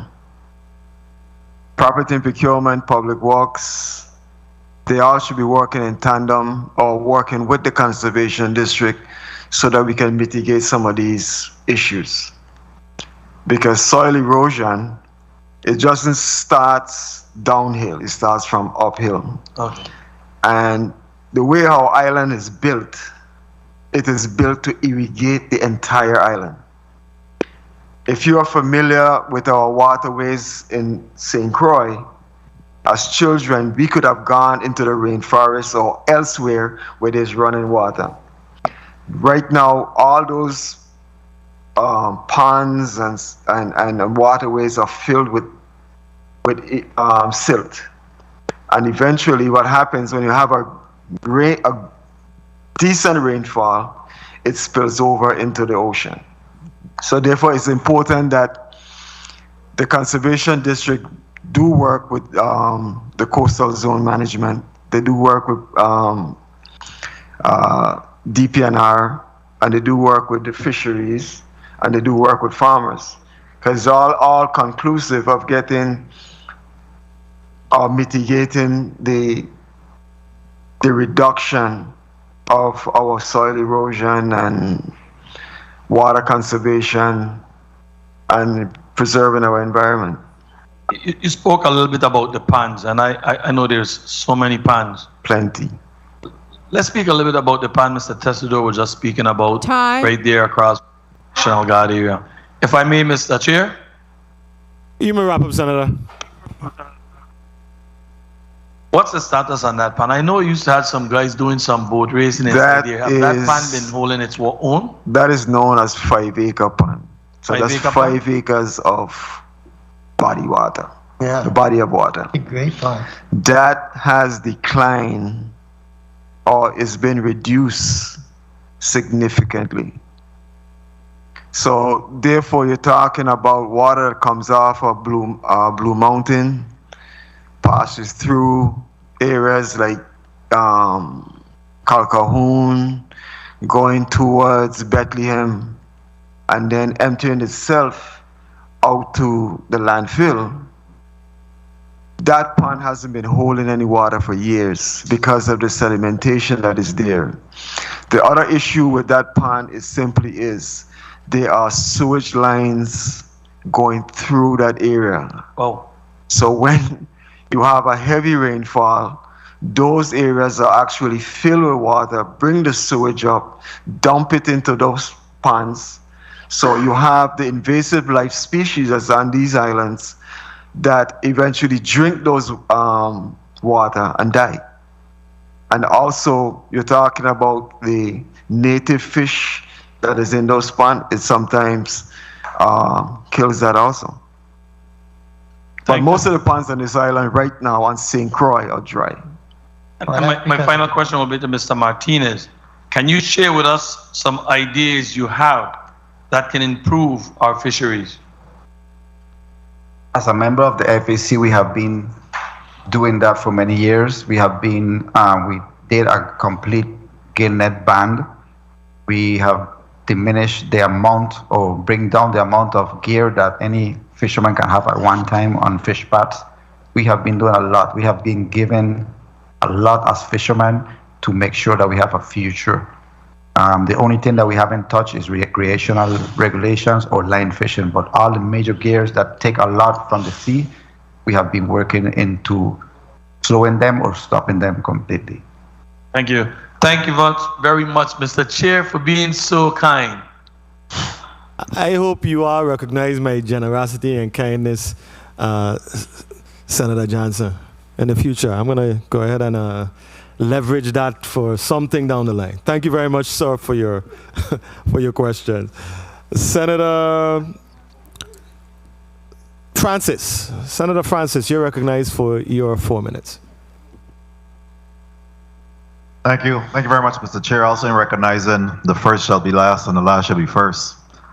I was the first one to walk into the chambers today, but I'm the last. Nonetheless, I think that this conversation today, and I want to really commend each of you for accepting the awesome responsibility of re-energizing these very, very important boards. And it's unfortunate, very unfortunate that these boards have really been defunct or dormant for quite a long time, because we're paid the consequences for it. Whether we want to believe it or not, we have paid the consequences for not having these boards and not having that oversight in place.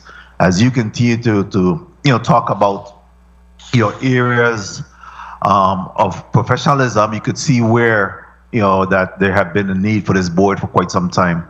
When we look and hear about the runoffs that end up in our ocean and the lack of ponds, when we even have this conversation about the conservation district and the environmental space that we're talking about, we have to really look at our ponds, our guts, our lagoons, our waterway. There's so much, the dams. There's just so much to have a conversation about. And I think that one of the first responsibility that I like for the VI Conservation District to really undertake is to be able to at least start to catalog some of these areas, our waterways, our dams, our lagoons, our ponds, and all those things. And I see that you have one of the other members that we were able to approve here today. So I'm speaking to all three of you. And when I talk about the consequences that we have, is just yesterday I had the opportunity to visit with a senior that has been really impacted by our inability to police some of our areas. And as a result of that, the aquifer had been damaged. It has caused significant damages to even her in her home, and fumes and everything else that she's troubled and bothered by, because we have failed to really ensure that these policies that should be put in place is actually policed and enforced. So you guys got your work cut out for you. You have a lot of work to do in respect to really balancing the issue of economic development versus preservation. And I just wanted to take that as one of the questions I ask each of you, just to quickly talk about how do you balance that in your mind as you want to allow for economic development, but it's so important that we are protecting our aquifer or protecting our environment. Can you just touch on that quickly, please? 2 minutes. They can work in tandem. However, there have to be policies in place that secure and prevent damages to our environment. Right now, there are residents within just about every industry that is there and is on the territory.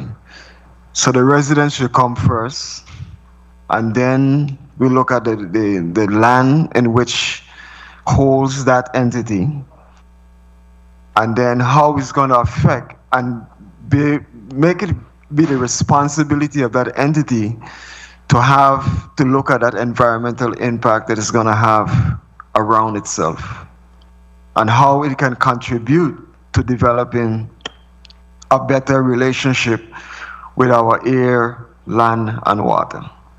Mr. Martinez, can you touch on that real quick, and then we'll go to Mr. Tesitor? I think my focus will be in outreach and education for kids, because they are the future. We already damaged our earth, and they are the ones that need to repair it. So if we focus in outreach and education on those youngsters that are coming up, explain to them where we went wrong and where they can do it the right way, I think that would be the main objective of getting a positive reaction on this. Tesitor? I would work to help coordinate the efforts to protect the environment with DPNR, with agriculture, and with public works, because they do not always work in tandem. And I think that would be an important first step. Okay. So again, the time is short for today's discussion, but I think it's so important that whatever you do, when we talk about, I heard you, Madam Timekeeper, as we as we move forward, I think it's so critical that the public education, the policymaker education, is there because we have to be able to make decision based on data collection, based on information that's brought before us, and it's so critical that I believe that each of you going to have that awesome responsibility of being able to educate everyone, but even more so us as the policymakers, so that we could really, make decisions that will be able to survive and be around for the future, because it's only down the road.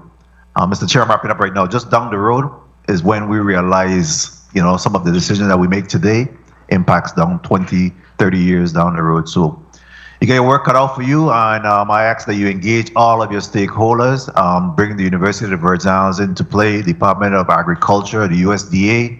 Let's have a conversation about the fisheries, the PNR. I think there's so much areas that you guys going to have to really touch on to get us back onto the right track and to really right fit the ship that has really gone aside. Thank you very much for your willingness to serve. I will stand in support of your nominations today. Thank you, Mr. Chair, for the leniency and time. Thank you very much. Thank you very much. Senator Francis. Gentlemen, I'm really very impressed with the quality and the caliber of the discussion here today. I think I'm convinced that you are the right fit for the positions that you've been nominated, for the boards that you've been nominated to serve on. I wanted to ask Mr. Browne, I know you've been in this business for quite a while, successfully in the area of agriculture. To what do you attribute your longevity in this industry? Patience. Patience. I mean, that sums it up. My mother used to say patience is a virtue, and that's clearly demonstrated in your success. I mean, what do you see as the greatest asset that you would bring, or the greatest attribute that you would bring to the conservation district based on your experience? The greatest attributes is the knowledge of our territory itself and the history of our territory and where it is now, how it supported life then, and to support what it's going to take to support a population that is infringing on its natural resources, and how we're going to help to maintain that over a period of time. Excellent. How do you see, and I'm going to ask the same question to Mr. Tesitor, how do you see the conservation district interacting with your key partners, I would think, in this endeavor, in DPNR and the Department of Agriculture? Well, according to the Act, we need to provide education and ideas that are effective, and work towards the goal of conserving natural resources and preventing the destruction of our natural resources. Okay, I know a lot of funding is there on the line, and so there is really a need for us to get this board up and running, to get a quorum. And one thing I can bring to the board is a very pragmatic, analytic observation of the best way to spend money on development projects. Okay. That's my specialty. Excellent. I know it's one thing to have talented people on a board. It's another thing to have people who can work together on a board. I know you mentioned, Mr. Tesitor, that you had some training in board governance. And what, in your view, is the key to good board governance? The key is to have a strong set of policies and abide by them, and to I'm not sure how it works in a nonprofit board, but in a private sector nonprofit, there's a lot of reporting that to keep your status. And that's what the governance does. It keeps you in track to follow all the rules so that your board is in good standing on all levels. And it just takes diligence and education and understanding of what is required. Thank you for your response. My final question is to you, Mr. Martinez. What is the greatest asset or the greatest attribute that you bring, in your opinion, to this board, to the Board of Aquaculture and Mariculture? I would say my knowledge, living in this island for 46 years, seeing the changes that have been done in my sector, in the fishing sector, seeing how everything has been changing drastically, because we cannot say it's the same, the abundance is there, but when you see the changes, you can testify, listen, we have to do something before it's too late. Thank you very much for your response. Colleagues, we have exhausted our round of questions for these nominees. Do I hear a motion? Senator Joseph, you're recognized for your motion. Thank you so much, Mr. Chairman. Mr. Chairman, I move that the governor's nominee to the Virgin Islands Aquaculture and Mariculture Commission, Mr. nominee Gerson Martinez, be favorably voted upon in this committee and reported out to the full body for further consideration and action. I so move. Is there a second? Mr. Chair, we're trying to get your attention for a 2 minutes break. Can we do a 2 minutes break and then should we do a motion, please? Senator, we have a motion. We're in the middle of a motion right now, so we won't be able to. Second motion. Let's go ahead. Okay. I second the motion. Excellent. Properly moved by Senator Joseph, seconded by Senator Johnson. Roll call on the nomination of Gerson Martinez to the Virgin Islands Aquaculture and Mariculture Commission. Senator Novell E. Francis Jr. Yay. Senator Francis Yeh. Senator Kenneth L. Gittens. Yes. Senator Gittens, yay. Senator Franklin D. Johnson. Yay. Senator Johnson, yay. Senator Carla J. Joseph. Yes. Senator Joseph, yay. Senator Milton E. Potter. Yes. Senator Potter, yay. Senator Genevieve R. Whitaker. Yay. Senator Whitaker, yay. Mr. Chair, we have 6 yays. Thank you very much. Colleagues, the nomination of Mr. Gerson Martinez to the Virgin Islands Aquaculture and Mariculture Commission has been favorably considered by the Committee on Rules and Judiciary and will be forwarded to the full body for further consideration. Do I hear a motion? Motion. I'm gonna give. Yeah. Motion. Senator Francis, you're recognized for your motion.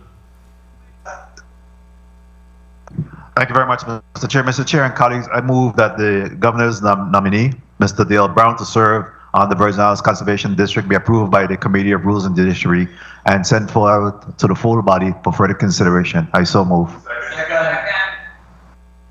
Thank you very much. Properly moved by Senator Francis, seconded by Senator Whitaker, Senator Johnson, Senator Gittens, Senator Whitaker, and Senator Whitaker. Okay, I said Senator Whitaker already. Senator Joseph. Roll call on the nomination of Mr. Dale Browne to the Virgin Islands Conservation District. Senator Novell E. Francis Jr. Yay. Senator Francis, yay. Senator Kenneth L. Gittens. Yes. Senator Gittens, yay. Senator Franklin D. Johnson, Yay. Senator Johnson, yay. Senator Carla J. Joseph, Senator Joseph, yay. Senator Milton E. Potter, Yes. Senator Potter, yay. Senator Genevieve R. Whitaker, Yay. Senator Whitaker, yay. Mr. Chair, we have 6 yay. Thank you very much, Madam Clerk. Colleagues, the nomination of Mr. Dale Browne to the Virgin Islands Conservation District has been favorably considered by the Committee on Rules and Judiciary and will be forwarded to the full body for further consideration. Senator Francis, you're recognized for your motion. Thank you very much, Mr. Chair. Mr. Chair and colleagues, I move that the governor's nomination of Mr. Carl Tesitor, Jr. to serve on the Virgin Islands Conservation District Board be approved by the Committee of Rules and Judiciary and sent forward to the full body for further consideration. I so move. Second. Properly moved by Senator Francis, seconded by Senator Joseph, Senator Gittens, Senator Johnson, and Senator Whitaker. Roll call on the nomination of Mr. Carlos Tesitor Jr. to the Virgin Islands Conservation District. Senator Novell E. Francis Jr., Point of order. Point of order. Point of order, Senator Francis. Mr. Chair, that's Carl, not Carlos, Carl. I just want to make sure that the record is properly reflected and we're voting on the right person. The name is Carl, C-A-R-L.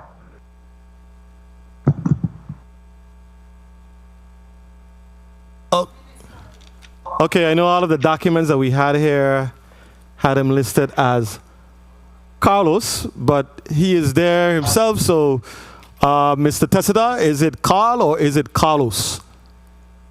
Carl Tessitor Jr. is my legal name. I use the name Carlos. Okay, so both are correct.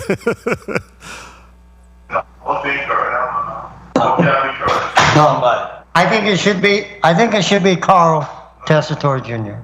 Carl, okay, we will go with Carl. Okay. So we're going to take a brief recess and consult with legal counsel. Committee on Rules and Judiciary stands in recess for 2 minutes. Sir, hello. Point of order.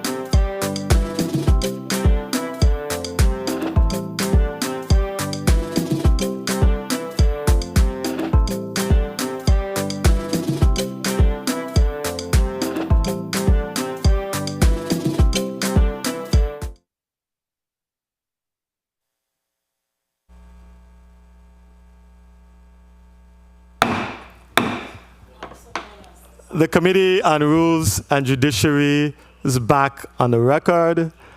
Do I hear a motion?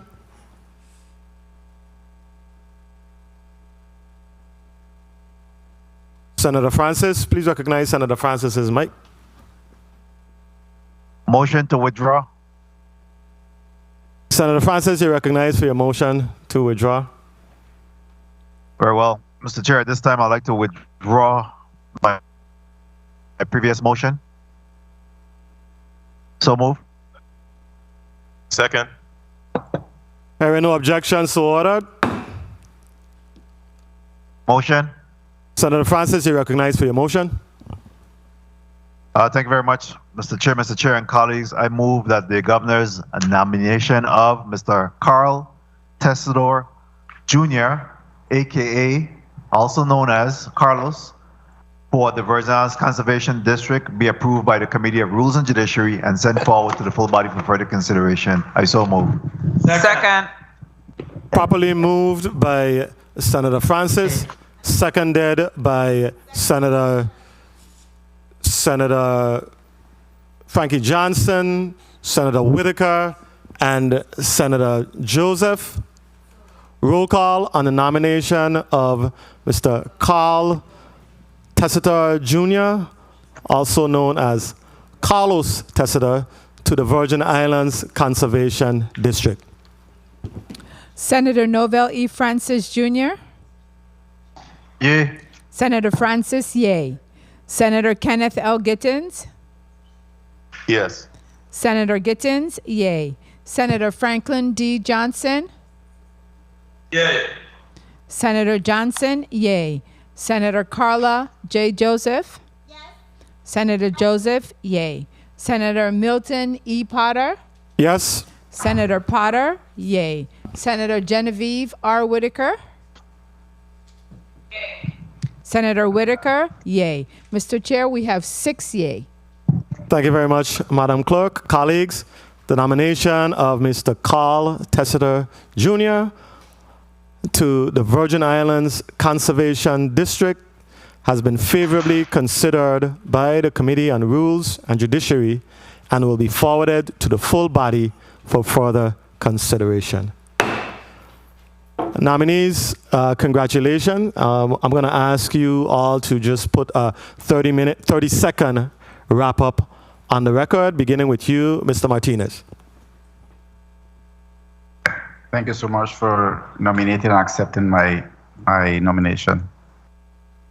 I look forward to working and learning new aspects of how to protect our resource. Thank you very much, Mr. Martinez.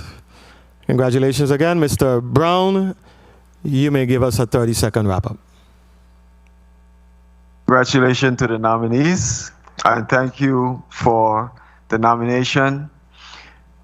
We have a huge task ahead of us. This is not a simple one. And to undo the damages that our territory has sustained is one that is going to require selflessness. This is not a situation where we can become weary of doing what is right. Throughout my life, I have seen the beautification and the annihilation of our environment to the effect it doesn't make sense to even go into the rainforest or different parts of the island because we have taken names that seems to be simple and changed them around. Where Carambola is called River. Where the Senate building was called Lagoon. In Christiansted, there's also a lagoon. In different aspects of different places of the island, they are named after water distribution or reef habitat. And we oftentimes move them to become on the purpose of economic development for housing and all of that. if we're going to be doing things of that nature in the future, we need to consider how we are going to preserve our environment and whether it is sustainable to pursue those interests. If anyone know what's a manatee, it's called a sea cow. They once lived on this island, or they come in the waterways, have their young, and then exit after the young is old enough to go back out sea. We have a species of fish that traverse this island, that comes in, that goes out, lays egg, and the fishlings migrate their way back up into ponds. That's not possible anymore. We have waterfowls that visit this island through their migration. They are not there anymore. So the beauty that this island once had have actually been diminished. How do we restore it? It's going to take a task. The conservation district in its inception was given $30,000. That's 1954. It has the authority to hire staff. It has the authority to apply for grants and for other funding and for taking in those other monies to support its endeavor. Thank you, Mr. Browne. Thank you very much. I know your passion. I didn't mean 30 minutes. I recognize your passion. I appreciate it. I respect it. We have a crew of others waiting in the wings, but your information and your knowledge is appreciated in a massive way. Yes. Gentlemen, thank you very much for your comments. We will now move quickly to Mr. Carlos Tesitor, who will give us your 30-second wrap-up. Thank you. Thank you for moving my nomination forward. Conservation and environmental protection has been a major part of my life since I've been in the Virgin Islands, and I look forward to the opportunity to be able to have an impact on preserving the islands. Gentlemen, thank you very, very much for your willingness to serve. We look forward to your name being moved up to the full body shortly for final approval. You are officially released from your responsibilities here before the Committee on Rules and Judiciary. Committee on Rules and Judiciary stands in recess for 3 minutes.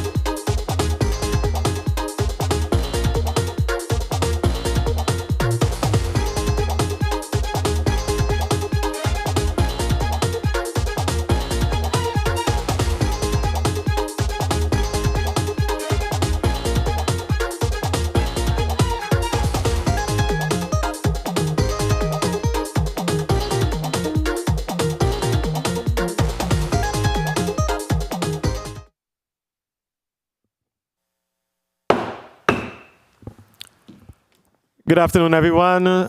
Committee on Rules and Judiciary is back on the record. Mr. Clerk, can you please read the agenda for Block 3 into the record? Block 3, Bill number 34-0243, an act amending Title 27, Virgin Islands Code, Chapter 4, Section 193, to change the composition of the Board of Naturopathic Physicians, sponsored by Senator Genevieve R. Whitaker. Bill number 34-0244, an act amending Title 27, Virgin Islands Code, Chapter 4, Section 191A and D, to expand and clarify the definition of naturopathic medicine and the physical modalities used in the practice of naturopathy, sponsored by Senator Genevieve R. Whitaker and Marvin A. Blyden. Invited testifiers, the Honorable Husa Encarnacion, Commissioner of the Virgin Islands Department of Health, Chelsea Leander, ND, VA Family Wellness, Daniel Stees, Council of Naturopathic Medical Education, and Dr. Wendy Coram, ND, Corvia Natural Healthcare Services. Corvia. That's it, Mr. Chair. Thank you very much, Mr. Clerk. Colleagues, we're going to proceed right now with Bill number 34-0243. Who speaks to this bill?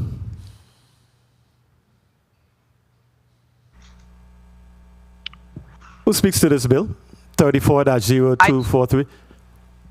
I do, Chairman. Thank you very much. Senator Whitaker, you're recognized for your introduction. Thank you, Mr. Chairman, and good afternoon again to my colleagues. Good afternoon to the people of the Virgin Islands. Good afternoon to the testifiers listening in the audience. Again, I'm before you today with the hopes of passage of bill numbers 34-0243 as well as 34-0244. And the first off, bill number 34-0243, an act amending Title 27, Virgin Islands Code, Chapter 4, Section 193, to change the composition of the Board of Naturopathic Physicians. The current law speaks to the measure of why and how naturopathic physicians are used to use naturopathic medicine. However, it does not clearly state whose background, skills, and qualifications that are needed to carry out this medicinal practice. For example, the present Virgin Islands Code reads, naturopathic physicians licensed under this chapter shall be allowed to prescribe, administer, dispense, and use all medicines of mineral, animal, and botanical origin, control substances as specified by the board, topical medicines, vitamins, enzymes, homeopathic preparations, natural hormones, hygiene, sanitary measures, and immunizations, counseling, injections, appropriate to naturopathic medicine, hypnotherapy, biofeedback, and nutrition and dietary therapies with all manner of this administration. This sums up why the bill is being forwarded today. When serving on a board, it's commonly filled with responsibility, tasks, and decisions amongst board members. Therefore, it's vital to know everything possible about the position for which you'll attain, what it takes to remain on the board, and how you'll financially increase the position and support for the board. Board members are what the public hold to a higher standard than anyone else in the program. It's vital that we create a group of individuals where individuals act in good faith, which means ensuring that great care is provided for handling claims, making decisions, researching alternatives, and investigating matters. So I just want to also share that on the national and global levels, there's a steadfast movement in just continued evolution of the practice. The bill presented is asking for a physician who practices integrative medicine, a member of the community who is versed in herbal and natural medicine, natural remedies by training or experience, and most importantly, physicians who are residents of the Virgin Islands of the United States. These persons will be required to practice restraint when there are matters that affect others and strategically plan how to use naturopathic medicine in a suitable manner. If this bill is successful, the residents of the Virgin Islands can look forward to potential courses on naturopathic medicine in the space of education and at the collegiate level as instructed by licensed naturopathic physicians. And to conclude, I encourage my colleagues to approach information you hear today with an open mind and drive to improve the healthcare system in the Virgin Islands. Thank you very much, Senator Whitaker. We'll now proceed to bill number 34-0244. Who speaks to this bill? I do, Chairman. Senator Whitaker, you are recognized for your introduction once again. Great, and this will be a summary, a lot of also interconnected to, and just for the purpose of the public, this board both has a medicinal component under the Committee on Health, Hospital, and Human Services, and a board component that falls on the Committee of Rules and Judiciary. So I want to highlight again the practice of naturopathic medicine. Well, I want to just go back again to the history. The ancient natural medicine goes back thousands of years ago. Well, go back to 3000 BC, ancient Chinese and Egyptian writing, which describes the medicinal use of plants for healing rituals, cultures around the world, utilizing plants as a means of herbal therapy. The practice of naturopathic medicine was based on hydrotherapy and nature care. Even as recently as we're dealing with our mental health crisis, there are a lot of naturopathic elements of addressing such issues. I will also, as an aside, state that as in one of my positions as a professor, part-time professor, I taught crime prevention and delinquency, crime prevention control, and there are a lot of naturopathic modalities to help curb and delinquency. Naturopathic doctors treat the root cause of many diseases and see their patients as a whole person. This medicinal practice helps to improve patients' overall health and well-being. My goal is to provide the community of the Virgin Islands with another option in terms of medicinal practices. A naturopathic doctor can strengthen weakened systems, stimulate self-healing mechanisms, remove harmful habits to your health, such as poor diet, digestive disturbances, inappropriate and chronic stress levels, and individual disharmony. Why do we want this bill? Naturopathic medicine does no harm to the body. Naturopathic medicine is the healing power of nature. Naturopathic medicine helps to identify causes of illnesses and remove obstacles to cure. Naturopathic medicine opens doors for doctors to alleviate their patients' using health literacy. Naturopathic doctors can understand your body and treat the whole person. Naturopathic medicine helps with prevention of illnesses and suffering through comprehensive practice. We want our people to learn about medicine beyond scientific practices. To conclude, I encourage my colleagues to approach information, again, as you will hear, with an open mind and a drive to improve the healthcare system in the Virgin Islands. And as Hippocrates once stated, let your food be your medicine and your medicine be your food. Thank you, Mr. Chairman. That concludes my introduction of the bill at this time. Thank you very much, Senator Whitaker. Colleagues, we have a number of testifiers who are here before us today. We have in person with us, we have Dr. Wendy Coram. I just want to make sure I get all your credentials here. Good, Dr. Coram. Dr. Wendy Coram, VLA, I apologize. Dr. Wendy Coram, VLA, ND of Corvia Natural Healthcare Services. Electronically, we have our Commissioner of Virgin Islands Department of Health, the Honorable Justa Encarnacion. We have Chelsea Leander, ND of VI Family Wellness. Daniel Stees, Council on Naturopathic Medical Education. Testifiers electronically, please at this time put on your cameras.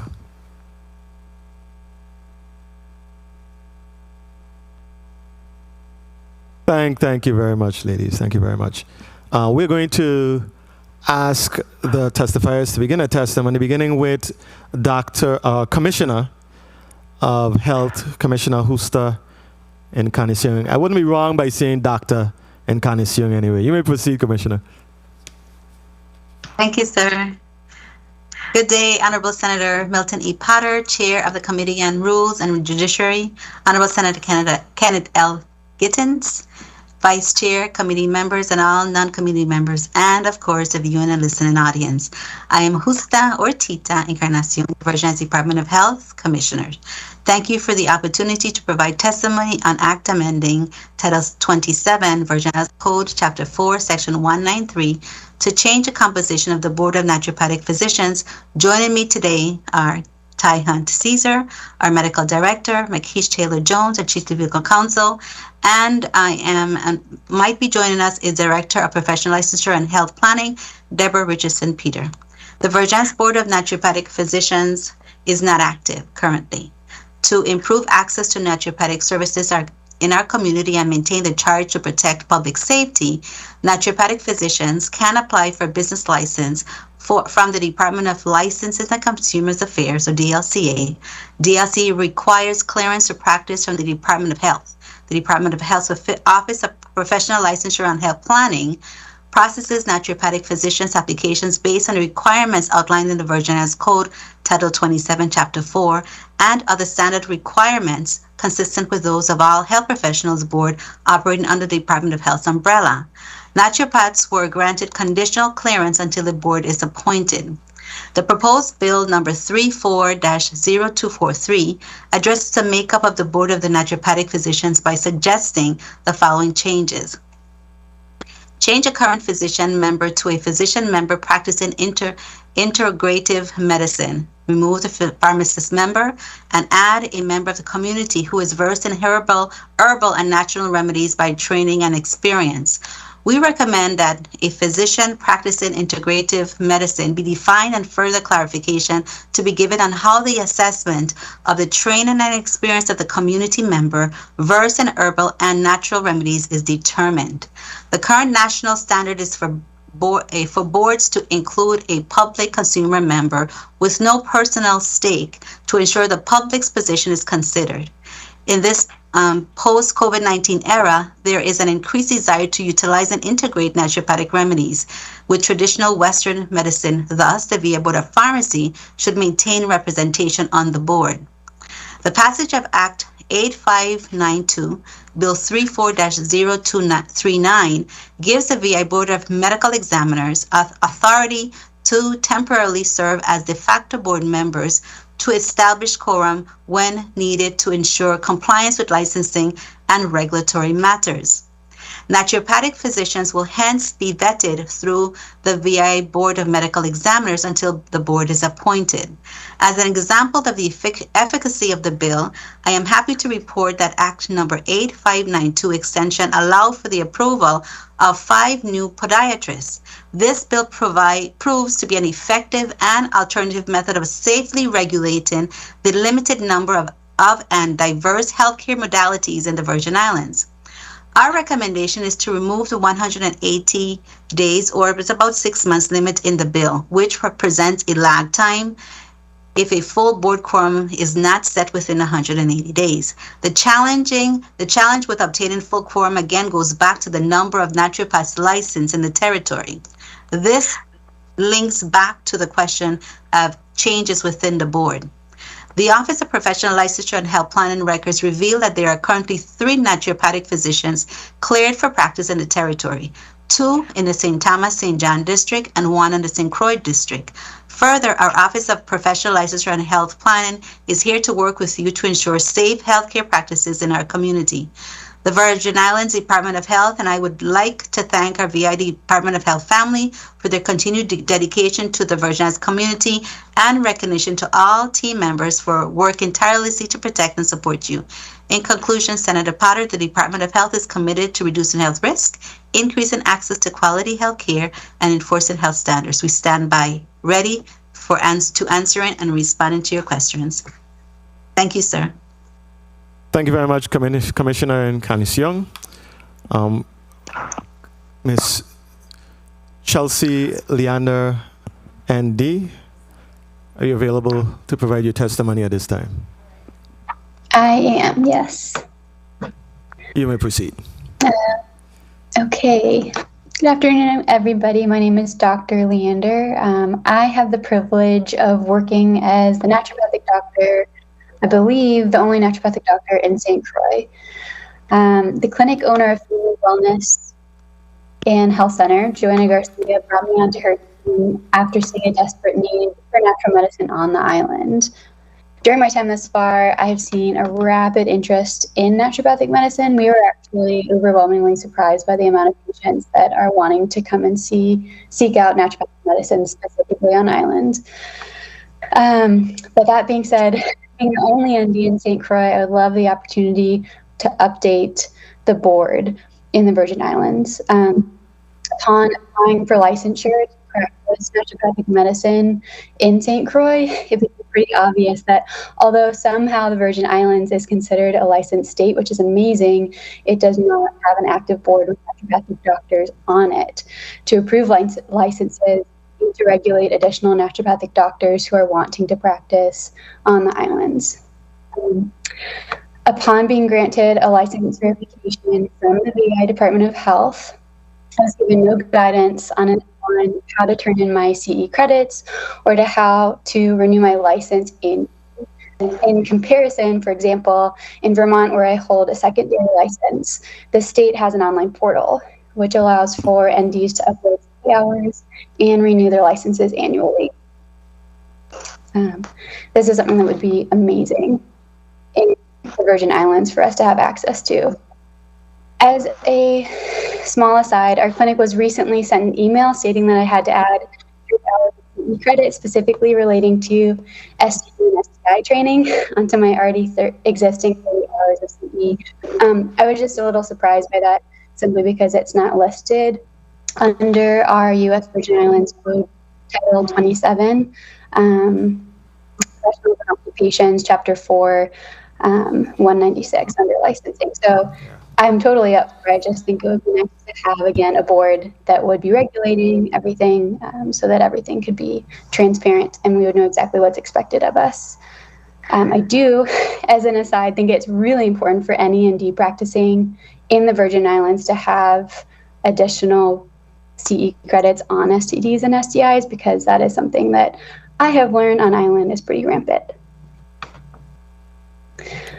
All to say, the Virgin Islands desperately needs a board in order to regulate and maintain naturopathic doctors practicing on island, with clarity of our scope of practice, how to turn in continuing education hours, and how to renew our licenses. We'd be able to practice more confidently. A regulating board would also help to dismantle clinicians who claim to be naturopaths, of which I've heard of a few on island that claim to be naturopaths, but they don't have the regulations, they don't have the 4-year degree, they don't have NCLEX passing rates, and so it would be nice to have that more regulated, along with state licensure.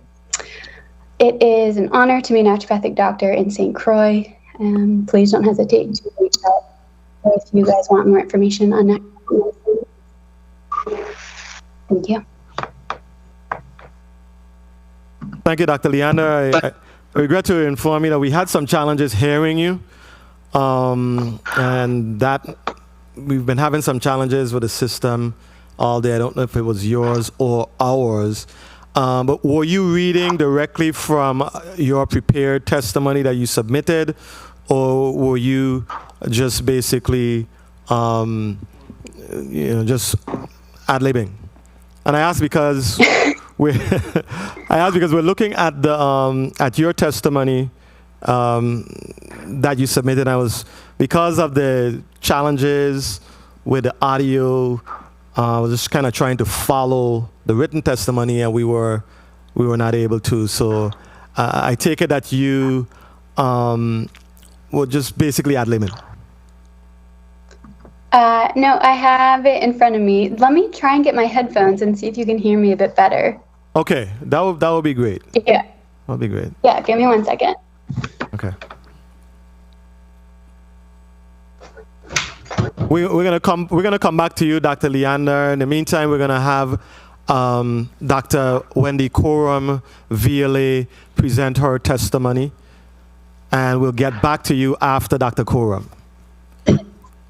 Welcome, Dr. Coram. You may proceed.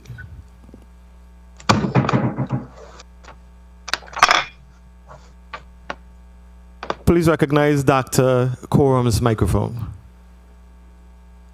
Coram VLA. Good day, Senator Milton Potter, Rules and Judiciary Committee Chair, members of the committee, other senators present, and the listening and viewing audience. My name is Wendy Coram VLA. I am a naturopathic physician who received the Territorial Endowment Award to study naturopathic medicine and returned home in 2001 to offer naturopathic medical services to the Virgin Islands community. Thank you for the opportunity to testify before you today on Bill number 34-0243 and 34-0244 to amend Title 27 of the Virgin Islands Code, Chapter 4, as it relates to the composition of the Board of Naturopathic Physicians and the expansion and clarification of the definition of naturopathic medicine and the physical modalities used in the practice of naturopathy, respectively. In 2001, I had the distinct privilege of working with naturopathic physicians, attorneys, and legislators to create a bill that licensed naturopathic physicians in the territory. States and territories that license naturopathic physicians allow the healthcare consumer access to physician-level, safe, effective, evidence-based natural health care. They set standards for education of naturopathic doctors, and provide title protection for those licensed practitioners trained at institutions accredited by the Council on Naturopathic Medical Education. Some of the benefits of naturopathic licensing includes mitigation of primary care shortages, reduced cost of healthcare, safe and effective therapies, availability of integrative partnerships, and increased access to integrative healthcare. I am in support of both amendments. However, I am unclear about concerns regarding the clarity of the definition as it currently stands. It is my recommendation that we maintain the purity of the definition of naturopathic medicine in subsection A of Chapter 4, Section 191, and place the suggested measures under Section 192B, which covers the scope of naturopathic medicine. I stand ready and committed to provide support for the establishment of the Board of Naturopathic Physicians. Before Act Number 6492, which provides licensure for naturopathic physicians, naturopathic physicians were placed under the Board of Medical Examiners. Upon my return home in 2001, the Board of Medical Examiners had not developed rules and regulations for naturopathic physicians since 1974. This current act made provisions for the governor to make the initial appointment of members to the board with advice and consent of the legislature within 60 days after the effective date of Section 193, which describes the creation of the board. However, this has not been fully realized as of today. Applications were submitted to the Department of Health as requested, but no action was ever taken during the administration and others that followed. I commend the 34th legislature for taking the time to address these amendments. I trust that this body will see the value of this profession to ensure that naturopathic medicine becomes more readily available and well established in the territory in order to protect the public health, safety, and welfare of our people. Thank you. Thank you very much, Dr. Coram. Dr. Leander, we're going to go back to you and hope that we have a better time hearing you with some clarity. You may proceed, Doctor. Yeah, can you hear me first before I jump into this again? I think I'm hearing you a lot better. Whatever you're doing, keep doing it. Okay, I'm going to start, but if you can't hear me, cut me off. Okay. Okay. So I am Dr. Chelsea Leander. I have the privilege of working as a naturopathic doctor in St. Croix for the past year. The clinic owner of Family Wellness and Health Center, Joanna Garcia, brought me onto her team after seeing a desperate need for natural medicine on island. During my time thus far, I have seen a rapid interest for naturopathic medicine from patients. We're actually overwhelmingly full at this time, which is amazing, but also shows a larger for naturopathic doctors on the island. Being the only current ND in St. Croix, I would love the opportunity to update the board in the Virgin Islands.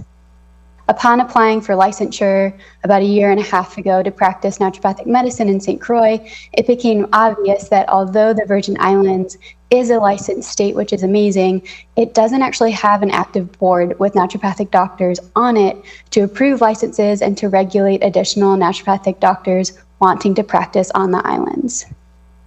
So upon being granted a license verification from the VI Department of Health, I was given no guidance on to how to turn in my CE credits or to renew my licensure annually. As a simple comparison, in Vermont, where I hold a secondary license, the state has a beautiful online portal that allows NDs to upload their CE hours and to renew their licenses annually, which is something that I would love to implement in the islands. As an aside, our clinic was recently sent an email stating that we had to add 3 additional hours of CE credits specifically related to STDs and STI training onto my already existing 30 CE hours. This is not listed under our codes, but I do actually support it because we really need more training in STD and STI management in St. Croix specifically. The Virgin Islands desperately needs a board, in short, in order to regulate and maintain naturopathic doctors practicing on the island.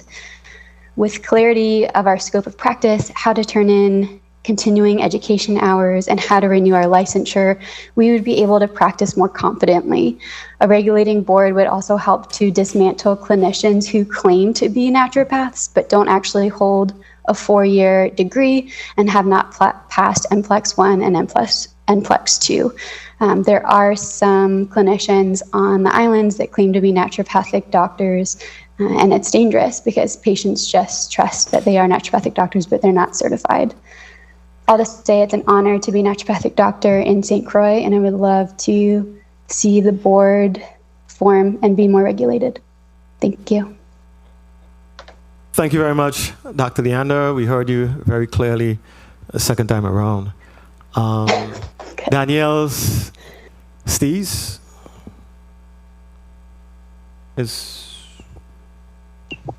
I don't think we have, okay. Not here. So we're gonna proceed.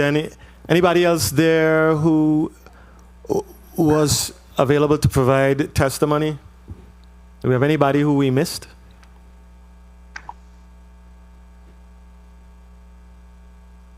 No? Oh, you're gonna read Danielle Stees' testimony into the record? Yeah, you can go ahead and proceed.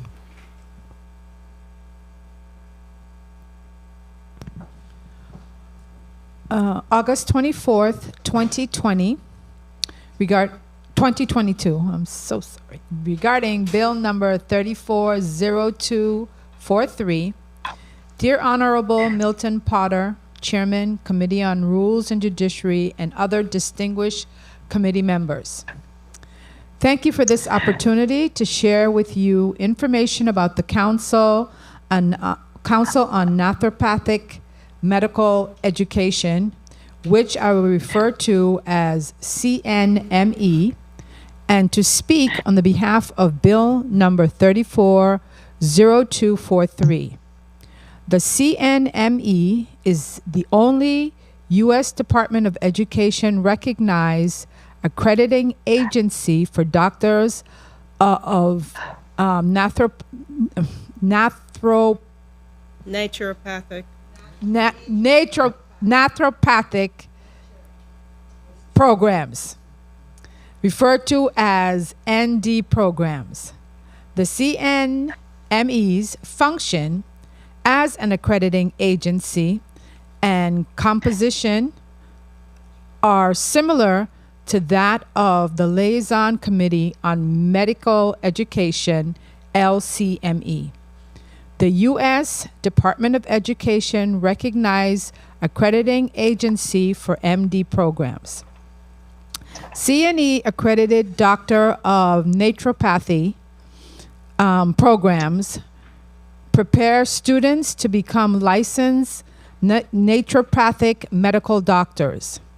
These programs are primarily residential, are a minimum of 4,100 hours in length, and typically require 4 years of full-time study to complete, including a clinical internship in the 3rd and 4th years of the program. The institutions of higher education in the U.S. that offer CNME accredited MD programs are all also accredited by institutional accrediting agencies recognized by the U.S. Department of Education, and the ND degree is authorized by the respective state boards of education where the institutions are located. The CNME has established high standards for the education of naturopathic medical doctors, like conventional medicine, the practice of naturopathic medicine requires extensive knowledge and expertise, not only in natural approaches to healthcare, but also in the clinical and biomedical sciences typically taught in MD programs, e.g. pharmacology. The CNME's educational standards are used directly or indirectly as a basis for licensure by the 25 U.S. states and other jurisdictions that license naturopathic doctors. They provide assurance to the public who are increasingly using integrative, complementary, and alternative approaches to healthcare that graduates of ND programs are safe and effective healthcare providers. For more information on CNME, please refer to our website, www.cnme.org. Licensing naturopathic doctors, MDs, benefits the public in the Virgin Islands and elsewhere by ensuring that patients have access to safe and effective natural and integrative medicine care. I believe that adopting Bill number 340243 will serve the public and provide appropriate regulatory oversight of the profession in the Virgin Islands. In order to effectively regulate a profession, a licensing board needs to have appropriately qualified members with the types of expertise and experience necessary to make judgment calls on important issues such as the scope of practice, standard of care, and so on. The ways in which this bill specifies the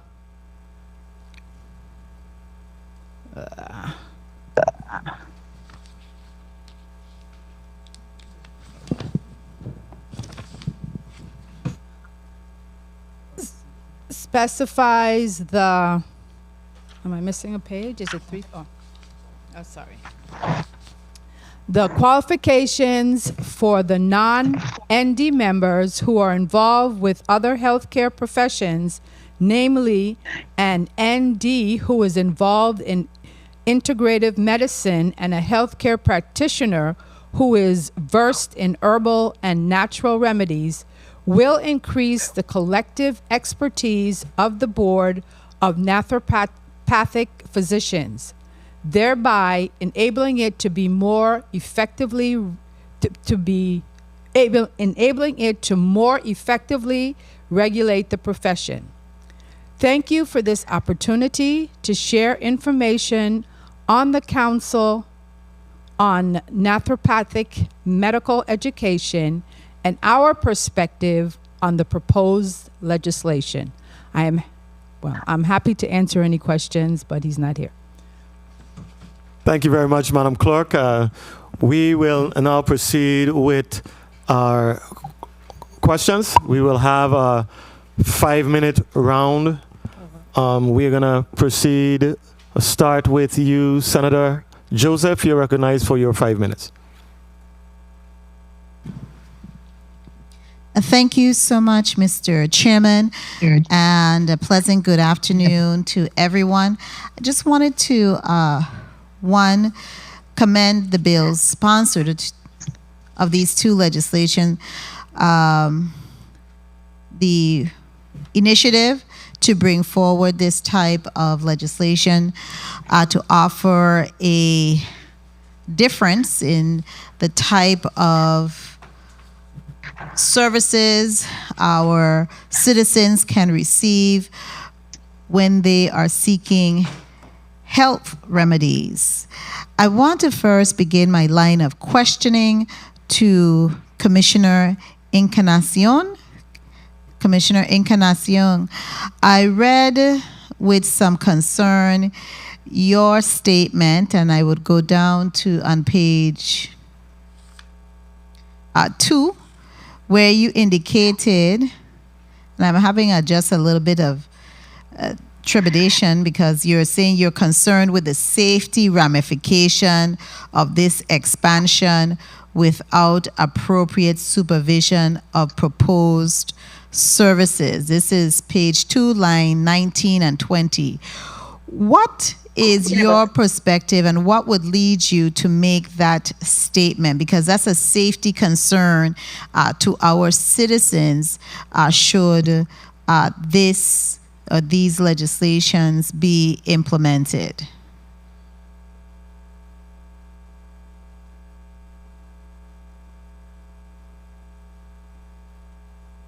You are muted, Commissioner. Yeah, I just wanted to make sure that we were referring to the same bill. The bill that we're speaking of right now is 2443. And so I think you're referring to 244. Yes, I am. Correct? Yes, I surely am. You're correct. I surely am looking ahead to 244. So let me just backtrack and ask, what with 244, I'm so sorry, with 243, still on 243, I noticed that we do have 243. I noticed that we do have an amendment in the nature of substitute that is being circulated. So I wanted to ask Dr. Coram. Yes. Yes, if you could just speak on, and Dr. Leander, if you could just speak for us on what you see as far as the regulation of this, the regulatory body for the Board of Naturopathic Physicians. How do you envision it? Noting that you, especially you, Dr. Wendy Coram Viale, you have been through some process of getting licensed and going off island. How do you see this is going to be relating? Can you be more specific? Okay, as far as the board composition, Okay. I don't know if you've had an opportunity to look at the amendment that is being circulated in the nature of a substitute, because then we will. Oh, okay, all right. I'm following you. Okay, and the board composition with a staggered, and the number of persons on the board. How do you perceive that is going to be implemented, and would that be able to address some of the issues that you've had with the Department of Health and getting persons licensed? And you, Dr. Leander, the same question would apply. So I'll backtrack a little bit with regards to the discussions that were had regarding the board, composition of the board. Initially, when we drafted the bill, it was recommended that we have 3 naturopaths and 2 public members as part of the board. But the senators made a point that the boards should remain should consist of professionals within the community. Hence the reason why a medical doctor was added and a pharmacist in addition to 3 naturopathic physicians. That was the consensus after, and that's why those changes were made. But there are many boards, naturopathic boards throughout the United States and Canada that have public members on the board. So for me personally, it's not an issue. I think having a pharmacist, because we do have a formulary and we do have prescriptive rights, having a pharmacist on the board will be a plus. Time. But a public member would as well. So, you know, that's my stance. I can go either way.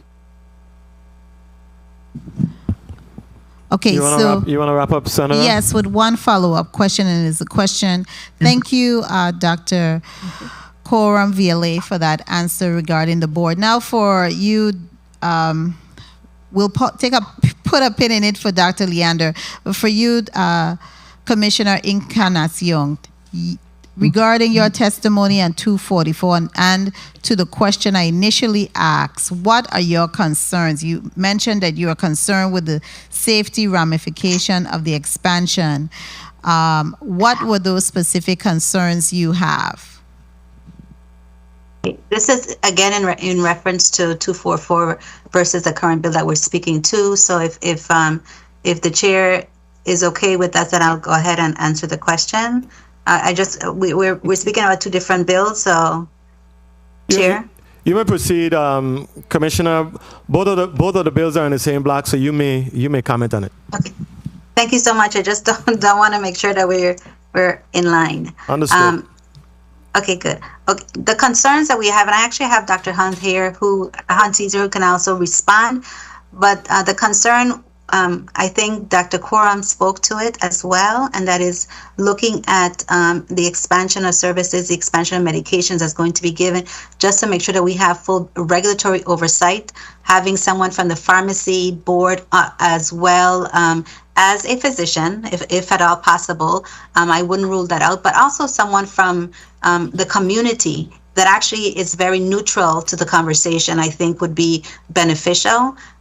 Going back to pharmacy, it actually looking at the pharmaceutical that you have, the documentation that's there, is it being used correctly? I think that everyone that spoke so far spoke about the importance of having strong regulatory oversight, no matter what clinical entity is there.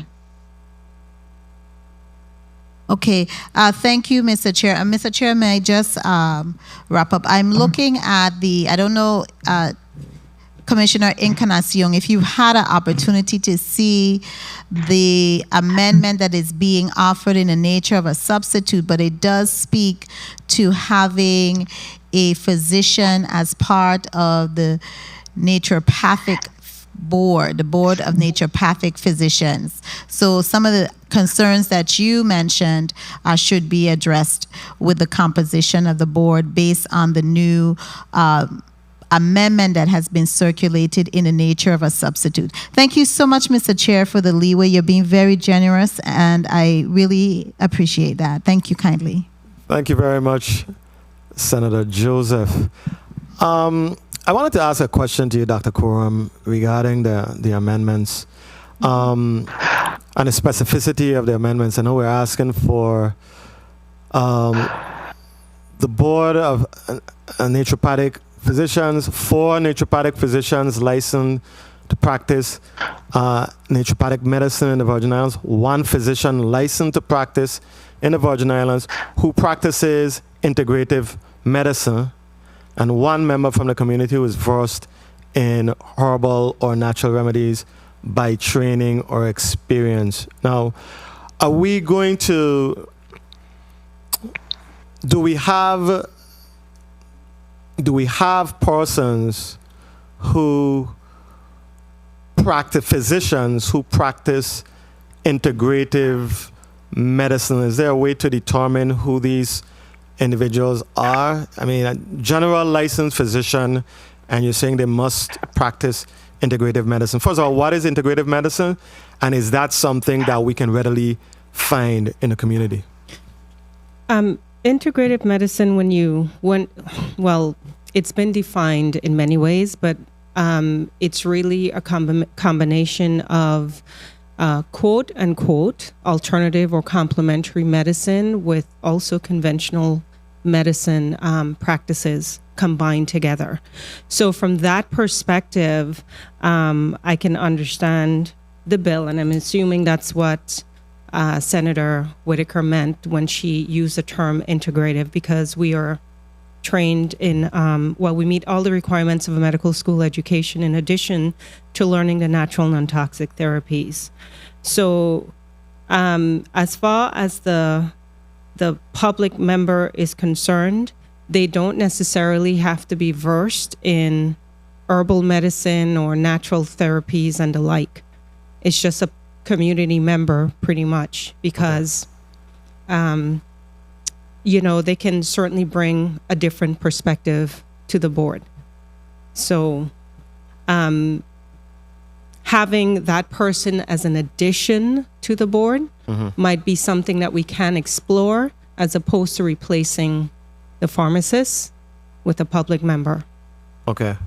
So the physician who practices integrative medicine, is that a common, is that common? We can readily find a physician, a licensed physician who also practices integrative medicine, because that is one of the requirements for the board. And I just want to make sure that it's not one of those situations where we are unable to readily have the board, functioning because, this person, it may. Yeah, that can become complicated.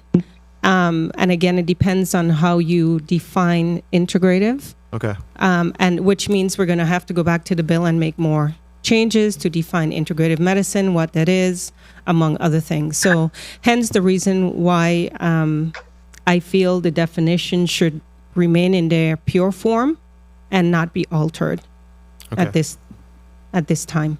Okay. Thank you very much, Dr. Coram. We're going to move to Senator Francis. Senator Francis, you're recognized for your 5 minutes. Oh, thank you very much, Mr. Chair. Good afternoon to everyone. Commissioner Canastung, in respect to and I know you spoke about the fact that we have 3 licensed naturopathic positions on island, or is that territory-wide or on island, on St. Croix? We have 2 on St. Thomas St. John District and 1 on the island of St. Croix. So that's 3 total. 3 total. Do you have any pending requests for licensure? I requested that information and I was told none request right now. No pending requests. And is there a delta? Is there a void in terms of licensure? Is there any reason why any application or request for licensure have not been granted by Department of Health for any reason? Well, there are no pending licenses right now, so nothing is being held back. One of the things that I think Dr. Birch Leander spoke about is we now have an electronic processing for our licensure. So we do have that. So just so you know, so that there should be no ways. I asked yesterday, what is the time frame of now since we have the electronic process? And I was told about 3 weeks for processing licensure, which I think is wonderful. We've come full circle in terms of the length of time is being processed. So I think that's actually very good. Very well. And in respect to the board makeup, of course, there's always difficulties in being able, and there's a process, a long-winded process in respect to getting our boards up and running. Do you see any difficulties, or do you have any apprehension about perhaps expanding our current board of examiners, medical examiners, and allowing for a naturopathic specialty on that board to be able to assist in making this decision of licensure rather than coming up with a whole different board? Do you see that will be something that's workable? Well, I mean, either that, or I've always put the conversation of an allied health board on the table, because there are other specialties that require board certification as well, not just naturopathic medicine. So I think that we need to look at it from an overall perspective. Looking at the makeup of what is proposed right now, it's hard to say whether or not you're going to come to the board meeting and you're going to have a quorum. And the quorum has always been an issue for us. Only having 3 naturopaths within the territory, and you don't know if you're going to meet a quorum. So I think that having the advantage as if you don't have a quorum and you work with a VI board of medical examiners to be able to process licensures until you get a quorum should actually remain. And that's why I added that to the conversation. Very well. Dr. Coram VLA, same question to you in respect to, do you see an opportunity for us to be able to really move the needle on this process versus creating a whole additional board, rather than just perhaps adding someone to the current medical examiners board? Okay, let me go back to the beginning, because Commissioner and I have had conversations about this, and I am fine with doing whatever will move this board forward. But I had a conversation with Dr. Heath in the beginning when I started working on legislation, and he pointed out that, and it was in the VI code, that naturopathic medicine was under the Board of Medical Examiners. This was in 1974 because there were persons in the territory who wanted to practice naturopathic medicine. And, you know, it was during the time when there was a resurgence of the profession within America. And so they made provisions for naturopaths because of the nature of our training to be placed under the Board of Medical Examiners. When I returned home in 2001, there were no rules or regulations for naturopaths. And part of the reason I was bitter is because they never gave me the time or attention. Okay? During that time, I was working on legislation, and so I thought it would be better to remove naturopaths from under the Board of Medical Examiners and create our own board similar to how it is in other states. And that's what I proceeded to do, or we proceeded to do. Hence why the bill is written as is. So at this point in time, during that time, again, information was submitted to the Department of Health as requested for the formation of the board, and nothing was done. Okay? We're in 2022 now. I'm still here waiting on a board. So, Commissioner and I did have some conversations about putting naturopathy back under the medical board or allied health board or whichever board it is. And at this point, I am open to suggestions. But very well, with the understanding that naturopaths will have a voice.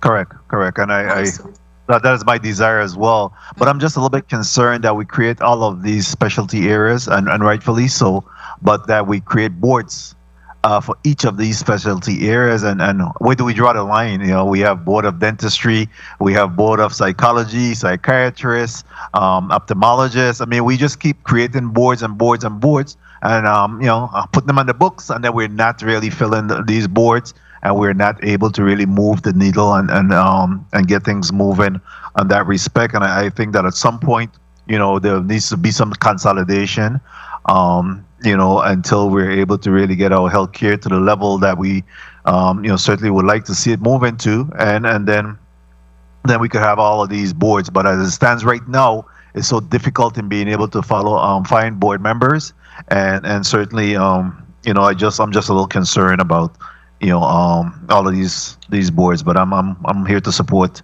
whatever will move the needle forward. If I may add, Senator? I know. Oh, sorry. Yes. You may.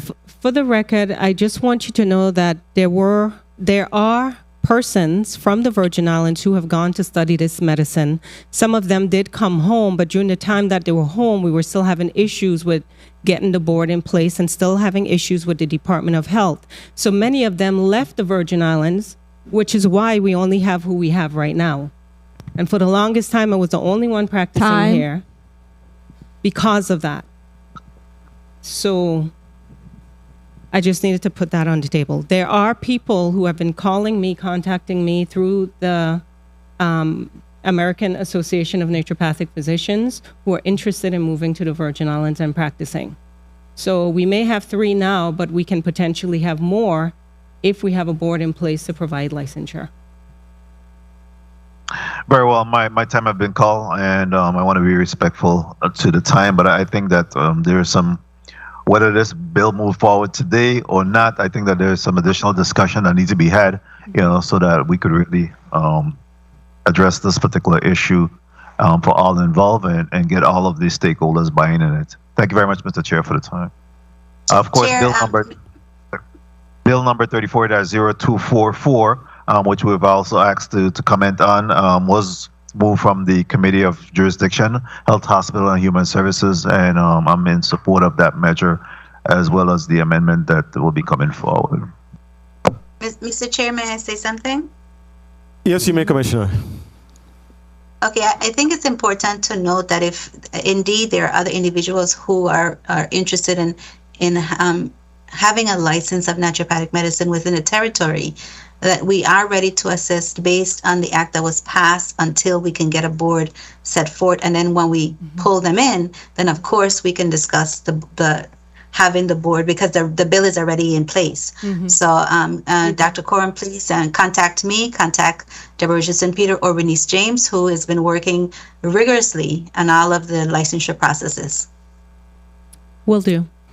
Thank you very much, Commissioner. So what you're basically saying is that there is a mechanism in place currently to license interested naturopathic physicians, candidates who are interested in this. There is a mechanism currently in place to license these folks. Do you know that website offhand? I can get that to you, and I'll put it in the chat before we close. So I'll get that to you soon. Okay. And to answer your question, Chairman, yes, there is a mechanism in place. We just have to make sure that we get the information out there. So we'll make sure that we did send out a press release. We can repeat that and put it in our Facebook page, as well as link it to our website, so that everyone can see how easy that format is right at this point in time. Right. Thank you, Commissioner. And I share Senator Francis's concern about the multiple boards, but I also can sit in the shoes of a naturopathic physician who may have the feeling as though you're being just stuck on some board where it's not a priority for the majority of the board members. And, you know, if you're not really into this field, you're not necessarily inclined to give it the type of priority that it needs and deserves. And that is where the, you know, I guess the advantage of having your own, comprised of persons who understand the scope and depth of the field. And, you know, so, you know, I can understand definitely both sides. Senator Joseph, you're recognized for your point of inquiry.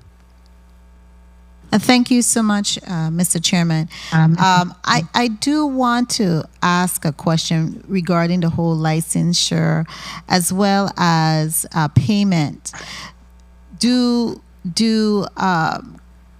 naturopathic physician get approval for medical insurance and receive that coverage through Cigna, Medicaid, and Medicare?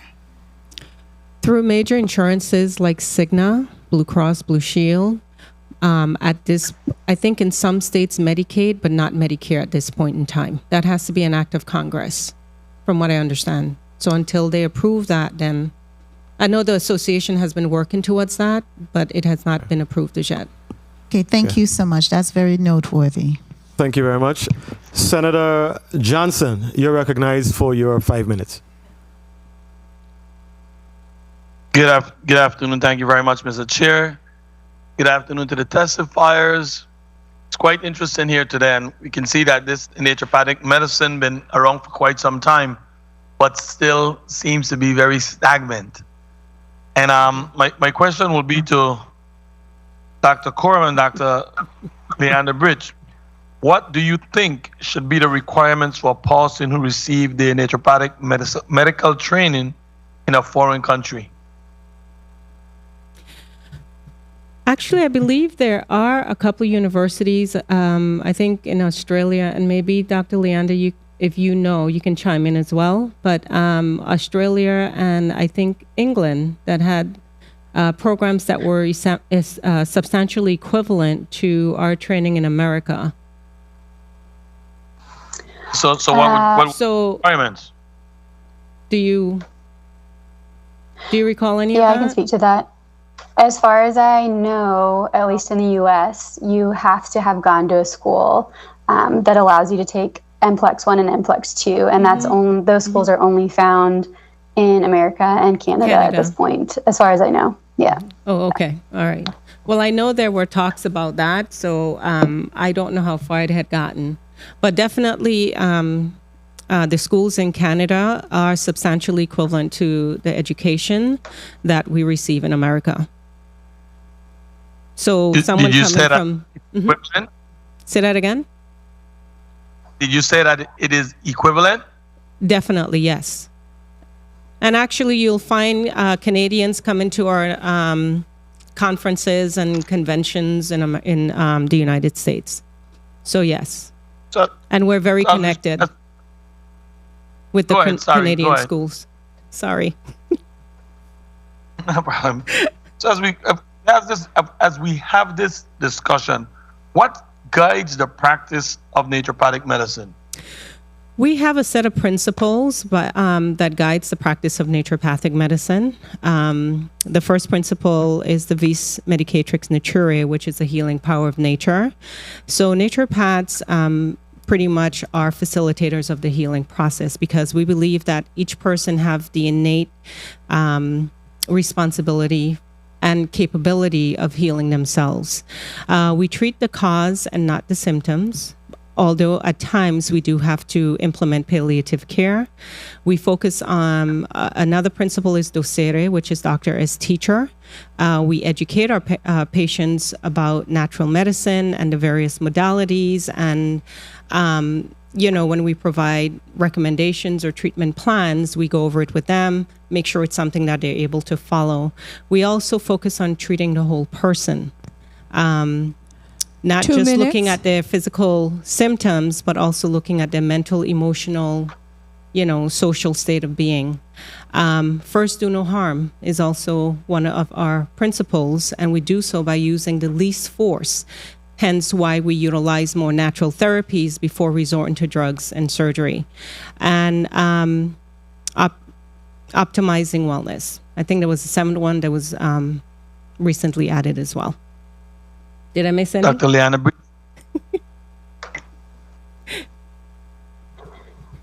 I think the best way is to give an example for me. So a lot of can you hear me? Yes, we can hear you, Dr. Liana. Okay.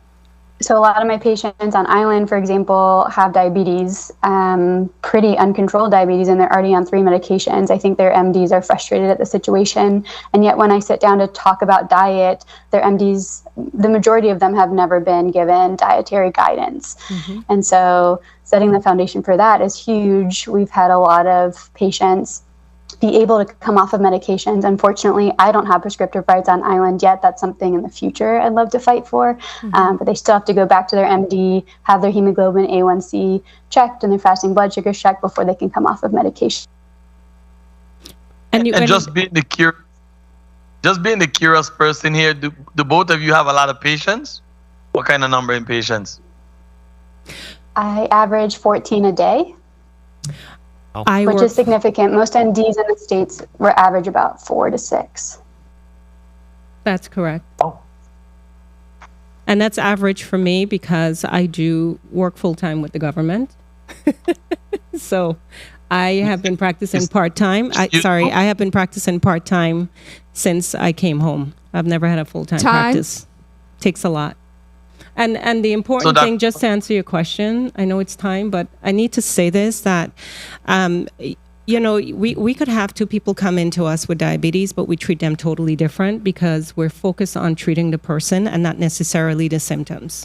So there's a very vitalistic way of approaching wellness and care for patients. It's not very mechanistic as we see with conventional medicine. And this is not a knock against conventional medicine because we embrace it fully. Okay? So I just want that to be clear. Thank you very much. Thank you very much, Mr. Chair. Thank you very much, Senator Johnson. Is there, and I guess just naturally based on, the fundamental beliefs of both practices, both the traditional, I guess I'll call it Western medicine versus naturopathic medicine. Is there, from your experience, a growing divide or a more trend towards embracing naturopathic medicine when it comes to the traditional Western medicine? Chair, may I start to answer that, and then is that okay? Yeah, you may start, and then I'll have Dr. Coren follow.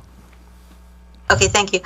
I think that more and more we're actually seeing a combination of of it right now. And as we put it in our testimony also, since COVID, I think that everyone has been looking for different methodologies in embracing healthcare. And so I think I see the combination.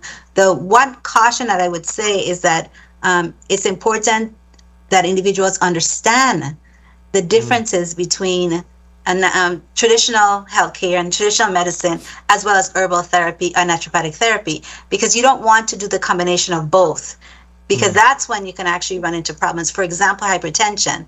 If you're being treated naturopathically for hypertension, especially if medicinal, herbal medicinal is being implemented, and you are also including Western medicine in your methodology, then hypotension can be an end result. Same thing with diabetes. So you want to be very careful when we're speaking about this. That's why it's also important for pharmacology to be part of this. I have not given Dr. Hunt Caesar an opportunity to speak, and I'm hoping that she also has an opportunity to address this. Definitely. I'll have Dr. Coram, Dr. Leander, and then Dr. Caesar weigh in on this. May proceed, Dr. Coram. There has been a growing movement towards integration and the public utilizing both medicines. So I agree 100% with Commissioner Encarnacion on that. The one thing I will say is that when it comes to using natural therapies and using conventional therapies, naturopaths are pretty versed in that, because we not only study pharmacology, we also study pharmacognosy, which focuses on the chemical constituents of plants, plant medicines, and the dosing and how they interact with drugs and so on and so forth. So we do have the knowledge of how to balance both medicines in practice. So I just need to make that clear that, you know, when it comes to that integrative approach, naturopaths are well trained in that arena. Thank you for that, Dr. Coram. Dr. Leander? Yeah, I think one of the biggest takeaways I got from school, and that I continue to get, is there's a balance, right, of conventional and alternative medicine. And for some of my patients, conventional medicine, pharmaceuticals should be first line. Mm-hmm. If a patient comes to me with hypothyroidism, they need to go on a prescription. If a patient has emergency hypertension, they need to go on a prescription. Mm-hmm. I think we know our limits as far as natural medicine goes, but that goes back to prescriptive rights for me, which hopefully we will cover in another board meeting. Mm-hmm. Thank you for that. Dr. Caesar? Good afternoon, Ty Hunt Caesar, Medical Director for the Department of Health. Thank you for the opportunity to speak to this important issue. And I look at it from a different angle. I'm an infectious disease physician. And so coming back to the territory and understanding that this is a community that I believe is largely dependent or believes in naturopathic medicine on a whole. So the idea to try to consider if there are some who practice naturopathic medicine, or some who practice or prefer to have conventional medicine is interesting, because I feel as though the majority of the community leans towards natural and herbal medicine, which is from me coming into public health and understanding and seeing the large number of chronic diseases in the territory is a little dangerous. Without the balance of using both, like what Dr. Birch just stated, that obviously if you have someone who has diabetes that is very poorly controlled, or blood pressure that is malignant or dangerously high, that there needs to be some sort of conventional medicine intervention. But I think that the two finally do come together. Unfortunately, I from my experience, conventional medicine comes in a little bit too late. And as a public health provider and someone who is in the public health field, prevention and education comes first. So trying to educate individuals is a core responsibility and practice that comes from public health that should be one of the core concepts of naturopathic medicine. So that is something that I think is a very misconception, that there are no natural or non-conventional methods that comes with conventional medicine. So in public health, we are in the business of preventative medicine, and that does come with education, which comes from a naturopathic sort of theme or concept. It's difficult for me as an infectious disease physician to really surround myself with natural remedies in infections, because that's not the case. Most infections, you're going to need conventional medicine to heal, cure, and prevent and manage. But that's from my perspective. Thank you very much. Thank you very much, Dr. Hunt Caesar. Senator Gittins. Senator Gittins there? I'm not seeing him. Okay. My final question really to all of the testifiers regarding the bill. Are you... Well, no. Let me get the bill sponsor, Senator Whitaker. Senator Whitaker, you're recognized for your 5 minutes. Thank you, Chairman, and good afternoon to you again. Good afternoon to my colleagues. Good afternoon to the listening viewing audience, and good afternoon to our testifiers. Before I begin, I want to just really reiterate my goal in this endeavor. I do feel, in fact, we have to have a specific board on naturopathy, and I give a quick personal example. When my uncle, who's the first graduate of the UVA Boston Medical Program, was studying in medical school, I'd asked him about, do the doctors, you guys study nutritional health? And he indicated to me that is not one of their focus areas. So I could say from pretty much from childhood, from very young, I've always, and really know that of the gap that exists that needs to be filled. And I say that to say that I see us moving forward in an important space. First, I want to go to Commissioner Encarnacion. I heard your testimony and understand your concern.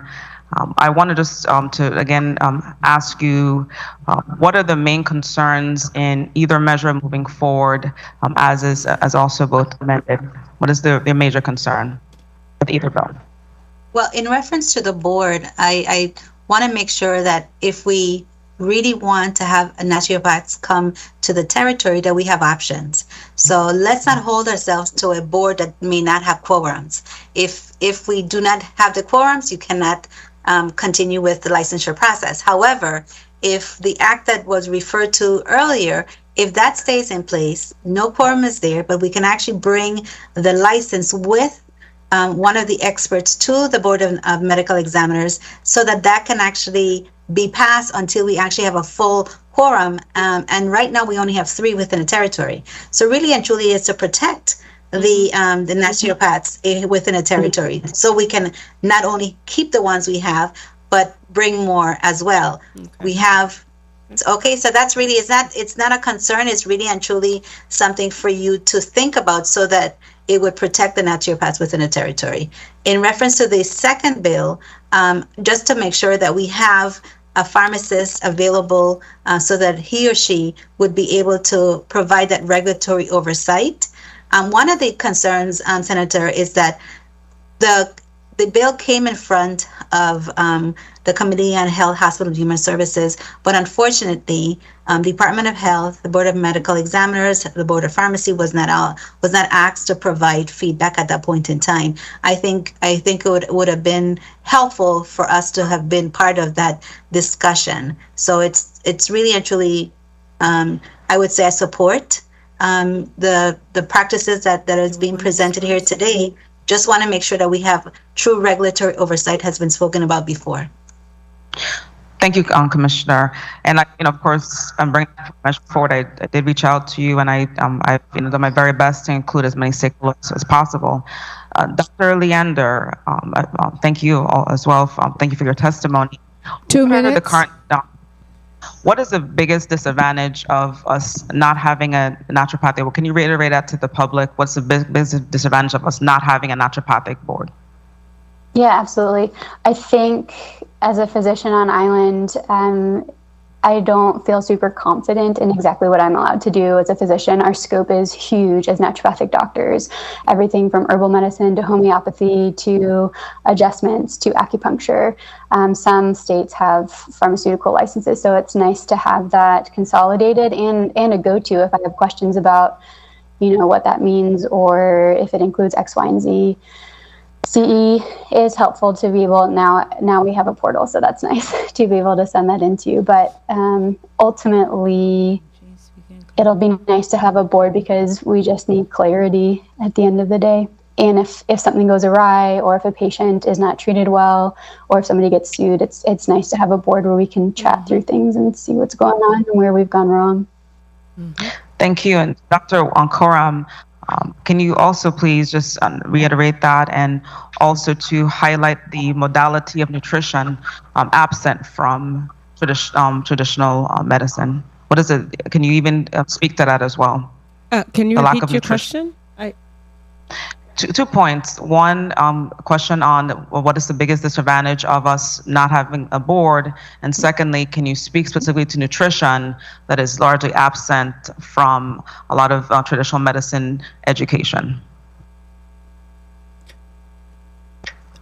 Okay, the benefits of having a board, of course, is to regulate practitioners within the territory to ensure that they are providing safe and effective measures when working with patients, because it's all about the safety and welfare of the people of the Virgin Islands. Time. And of course, the board helps to, one of the responsibilities of the board is to regulate our scope of practice and to regulate a formulary. So having a board in place would certainly allow for that to happen as well. Your second question was about nutrition. Nutrition is from a public health perspective as well. We know that nutrition has always been the first line of defense when it comes to diseases, illnesses, and so on. And so it's very important. It is a huge component of naturopathic training because therapeutic nutrition is one of the modalities that we utilize. Why it hasn't happened with other traditional practices, I cannot answer to that. But I know within our profession, it is definitely one of the modalities that's heavily focused on. Did I answer your question? Thank you. And I just to conclude, because time was called, Chairman, if I will conclude. Yes, you may, Senator. Thank you. Ultimately, what we're trying to do here and the effort being made is that we would focus on the prevention of illness, and as even provided today. So the goal really is to have a standalone board, the evolution of the practice and modalities, and really promoting preventative education and healthcare. Thank you. Thank you very much, Senator Whitaker.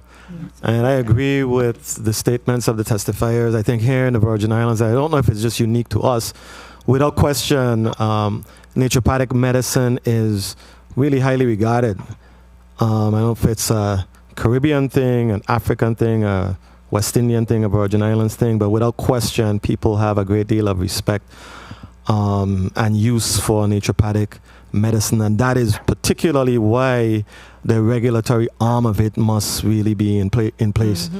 Because you can have anybody putting a tent on the beach and saying, I'm a naturopathic physician and I'm giving you a bush to cure this and that and the other, and it, as Dr. Hunt Caesar says, after you go down the wrong road, then it's too late for the traditional approach to medicine to have any impact. But I understand the value and importance of naturopathic medicine, and there is a need. I applaud the sponsor for understanding and recognizing the need for us to have strong regulatory controls. I wanted to just finally ask not the sponsors, but the testifiers, just quickly, just in a yes or no, are you comfortable with the bills, with the amendments? Are you comfortable with them moving forward, with the bills moving forward as amended? Yes or no? I'm going to start with Dr. Coram, and then move to Dr. Leander, Commissioner Encarnacion, and Dr. Caesar. Yes or no? Yes. Yes and no. You said yes and no. Yeah, it's. I mean, yes. If I look at the overall amendment, yes. Okay, that's yes for both. For both. Okay, thank you very much, Dr. Leander. Yes. Okay, thank you, Commissioner Encarnacion. Okay, so bear with me as I expand just a little bit more than just saying yes or no. It's important. So I am in agreement. I think that we need to really focus on a regulatory oversight. So, and the conversation I was having before in terms of mixing naturopathic medicine as well as Western medicine wasn't really focused on the naturopath itself, but is on teaching the individuals receiving both. That's going to maybe someone who isn't a true naturopath, that to know the difference as to what they need. And that's why that oversight criteria is critical. And in order for us to continue to do that, we need to establish, like the term scope of service and scope of medicine and what we're doing. Even if we don't have a full quorum and a full board, that scope should be presented to the Board of Medical Examiners until we have that quorum. So no matter what we do, we have to operate at the highest level of regulation. Bear with me, and I thank you so much for allowing me to say that. Thank you very much, Commissioner. Dr. Hunt Caesar? Hi, Hunt Caesar, Medical Director for the Department of Health. With Commissioner Encarnacion's description, I think the answer with the yes and no is no to both bills. Yeah. Thank you. Thank you very much. Colleagues, we have pretty much exhausted this round of questioning. I would like for us to take a 2-minute recess. Committee on Rules and Judiciary stands in recess for 2 minutes.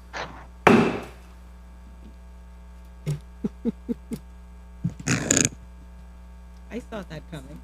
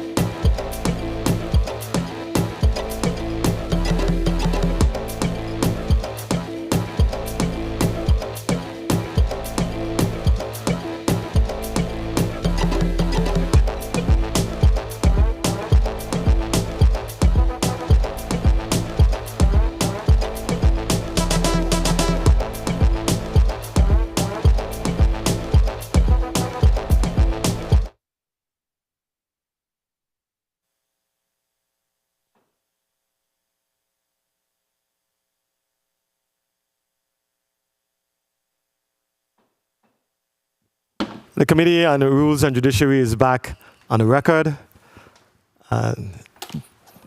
Colleagues, do we have a motion?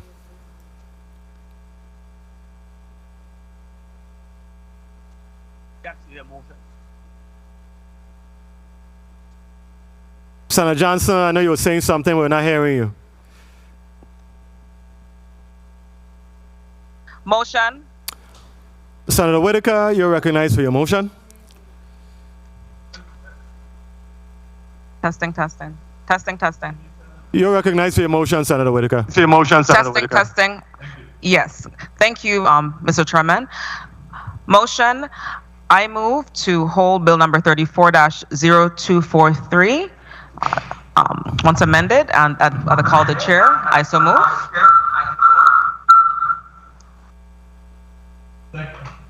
Second.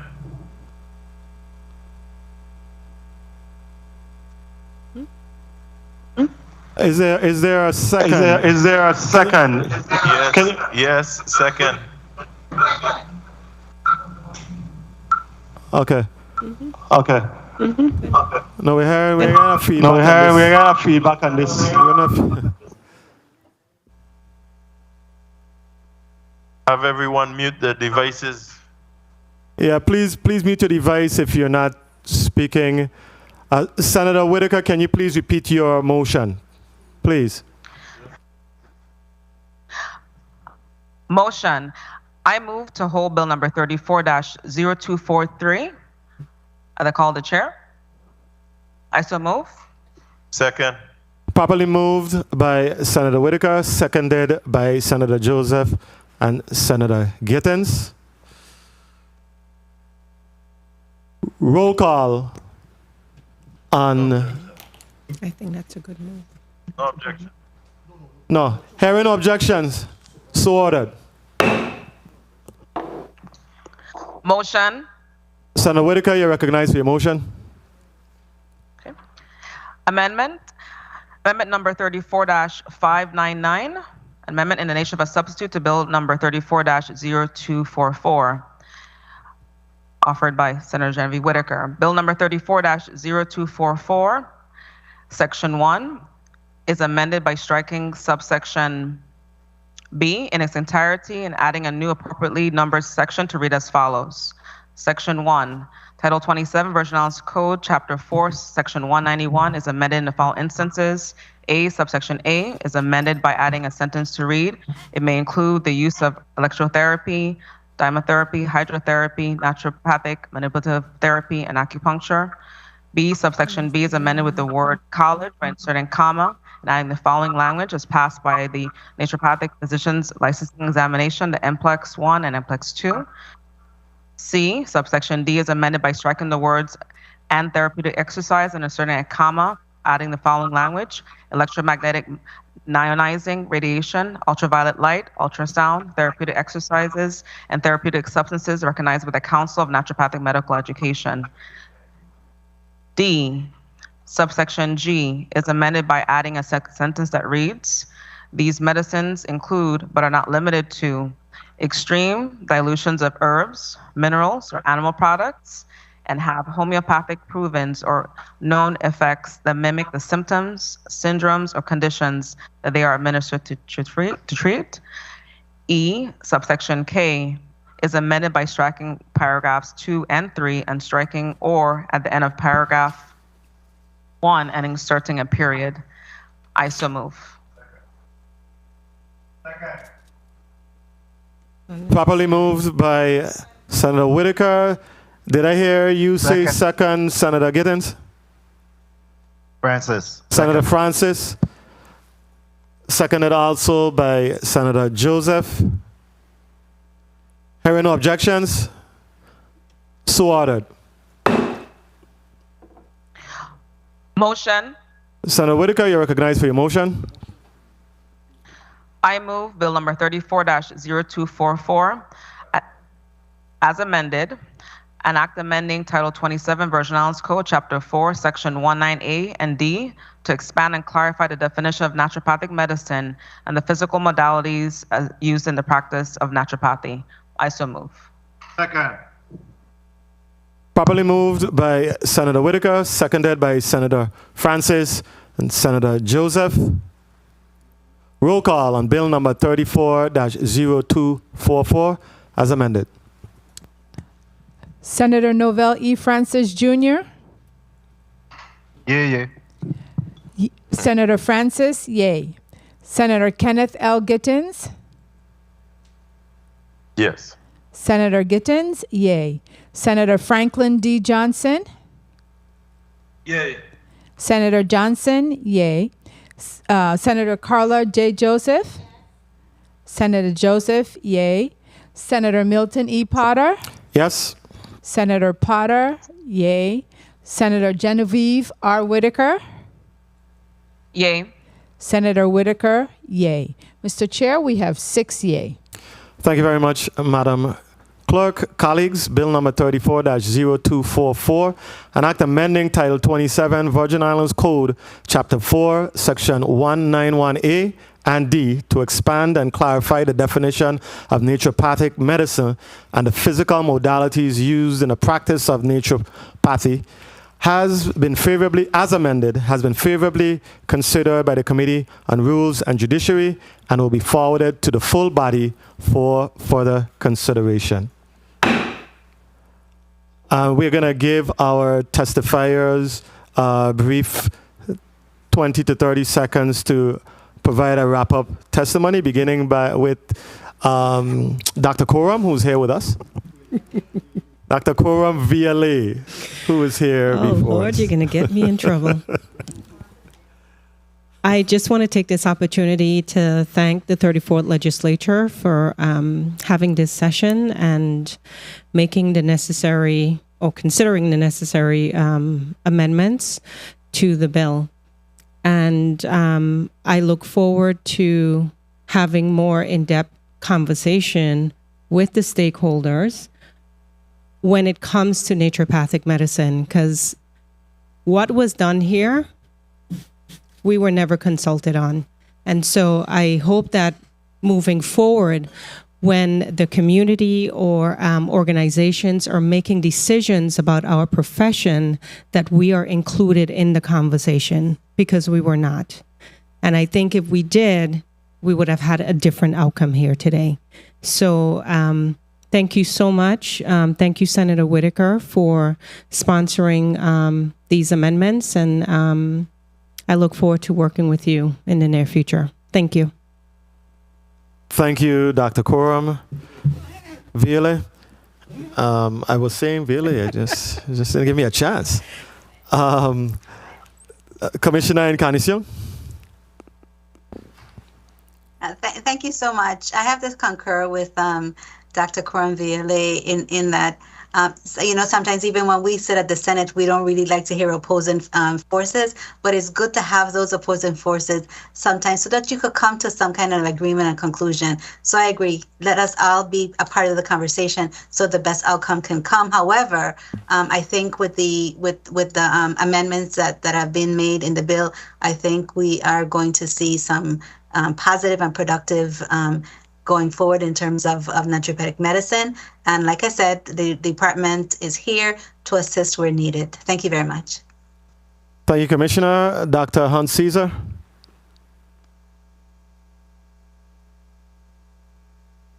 Thank you for the opportunity to present today in front of the viewing and listening audience, as well as the legislature, on this important matter. And I too echo the sentiments of Commissioner Encarnacion and of just expressing the importance of working together for both public health and naturopathic medicine to work together to improve the health of the community. So I look forward to meeting as well, so that we can provide the best boards and regulation for the community. Thank you. Thank you, Dr. Hans Caesar. Dr. Leander, are you there? I am. Yeah. Can you hear me? Turn on your camera, Dr. Leander. I can't right now, but can you hear me? I can hear you. Go ahead. Okay. Yeah, I just want to thank Senator Whitaker for acknowledging naturopathic medicine and that we have gaps in the system currently. I am excited to see our board expand. I think we nailed it today of acknowledging that we don't have enough NDs on the islands to form an appropriate board, but I hope to see that in the future. Thank you very much, Dr. Leander. Colleagues, we have exhausted our agenda today. Testifiers, thank you very much for your presence. Thank you very much for all your time and effort in this matter. And we look forward to engaging with you further on this topic. This isn't the last of it, for sure. It was a very productive meeting. Colleagues, I want to express gratitude to Central staff for all the work that they do quietly behind the scenes to make these sessions go relatively seamlessly. The Committee on Rules and Judiciary meeting of August 25th, 2022 is officially adjourned. Thank you.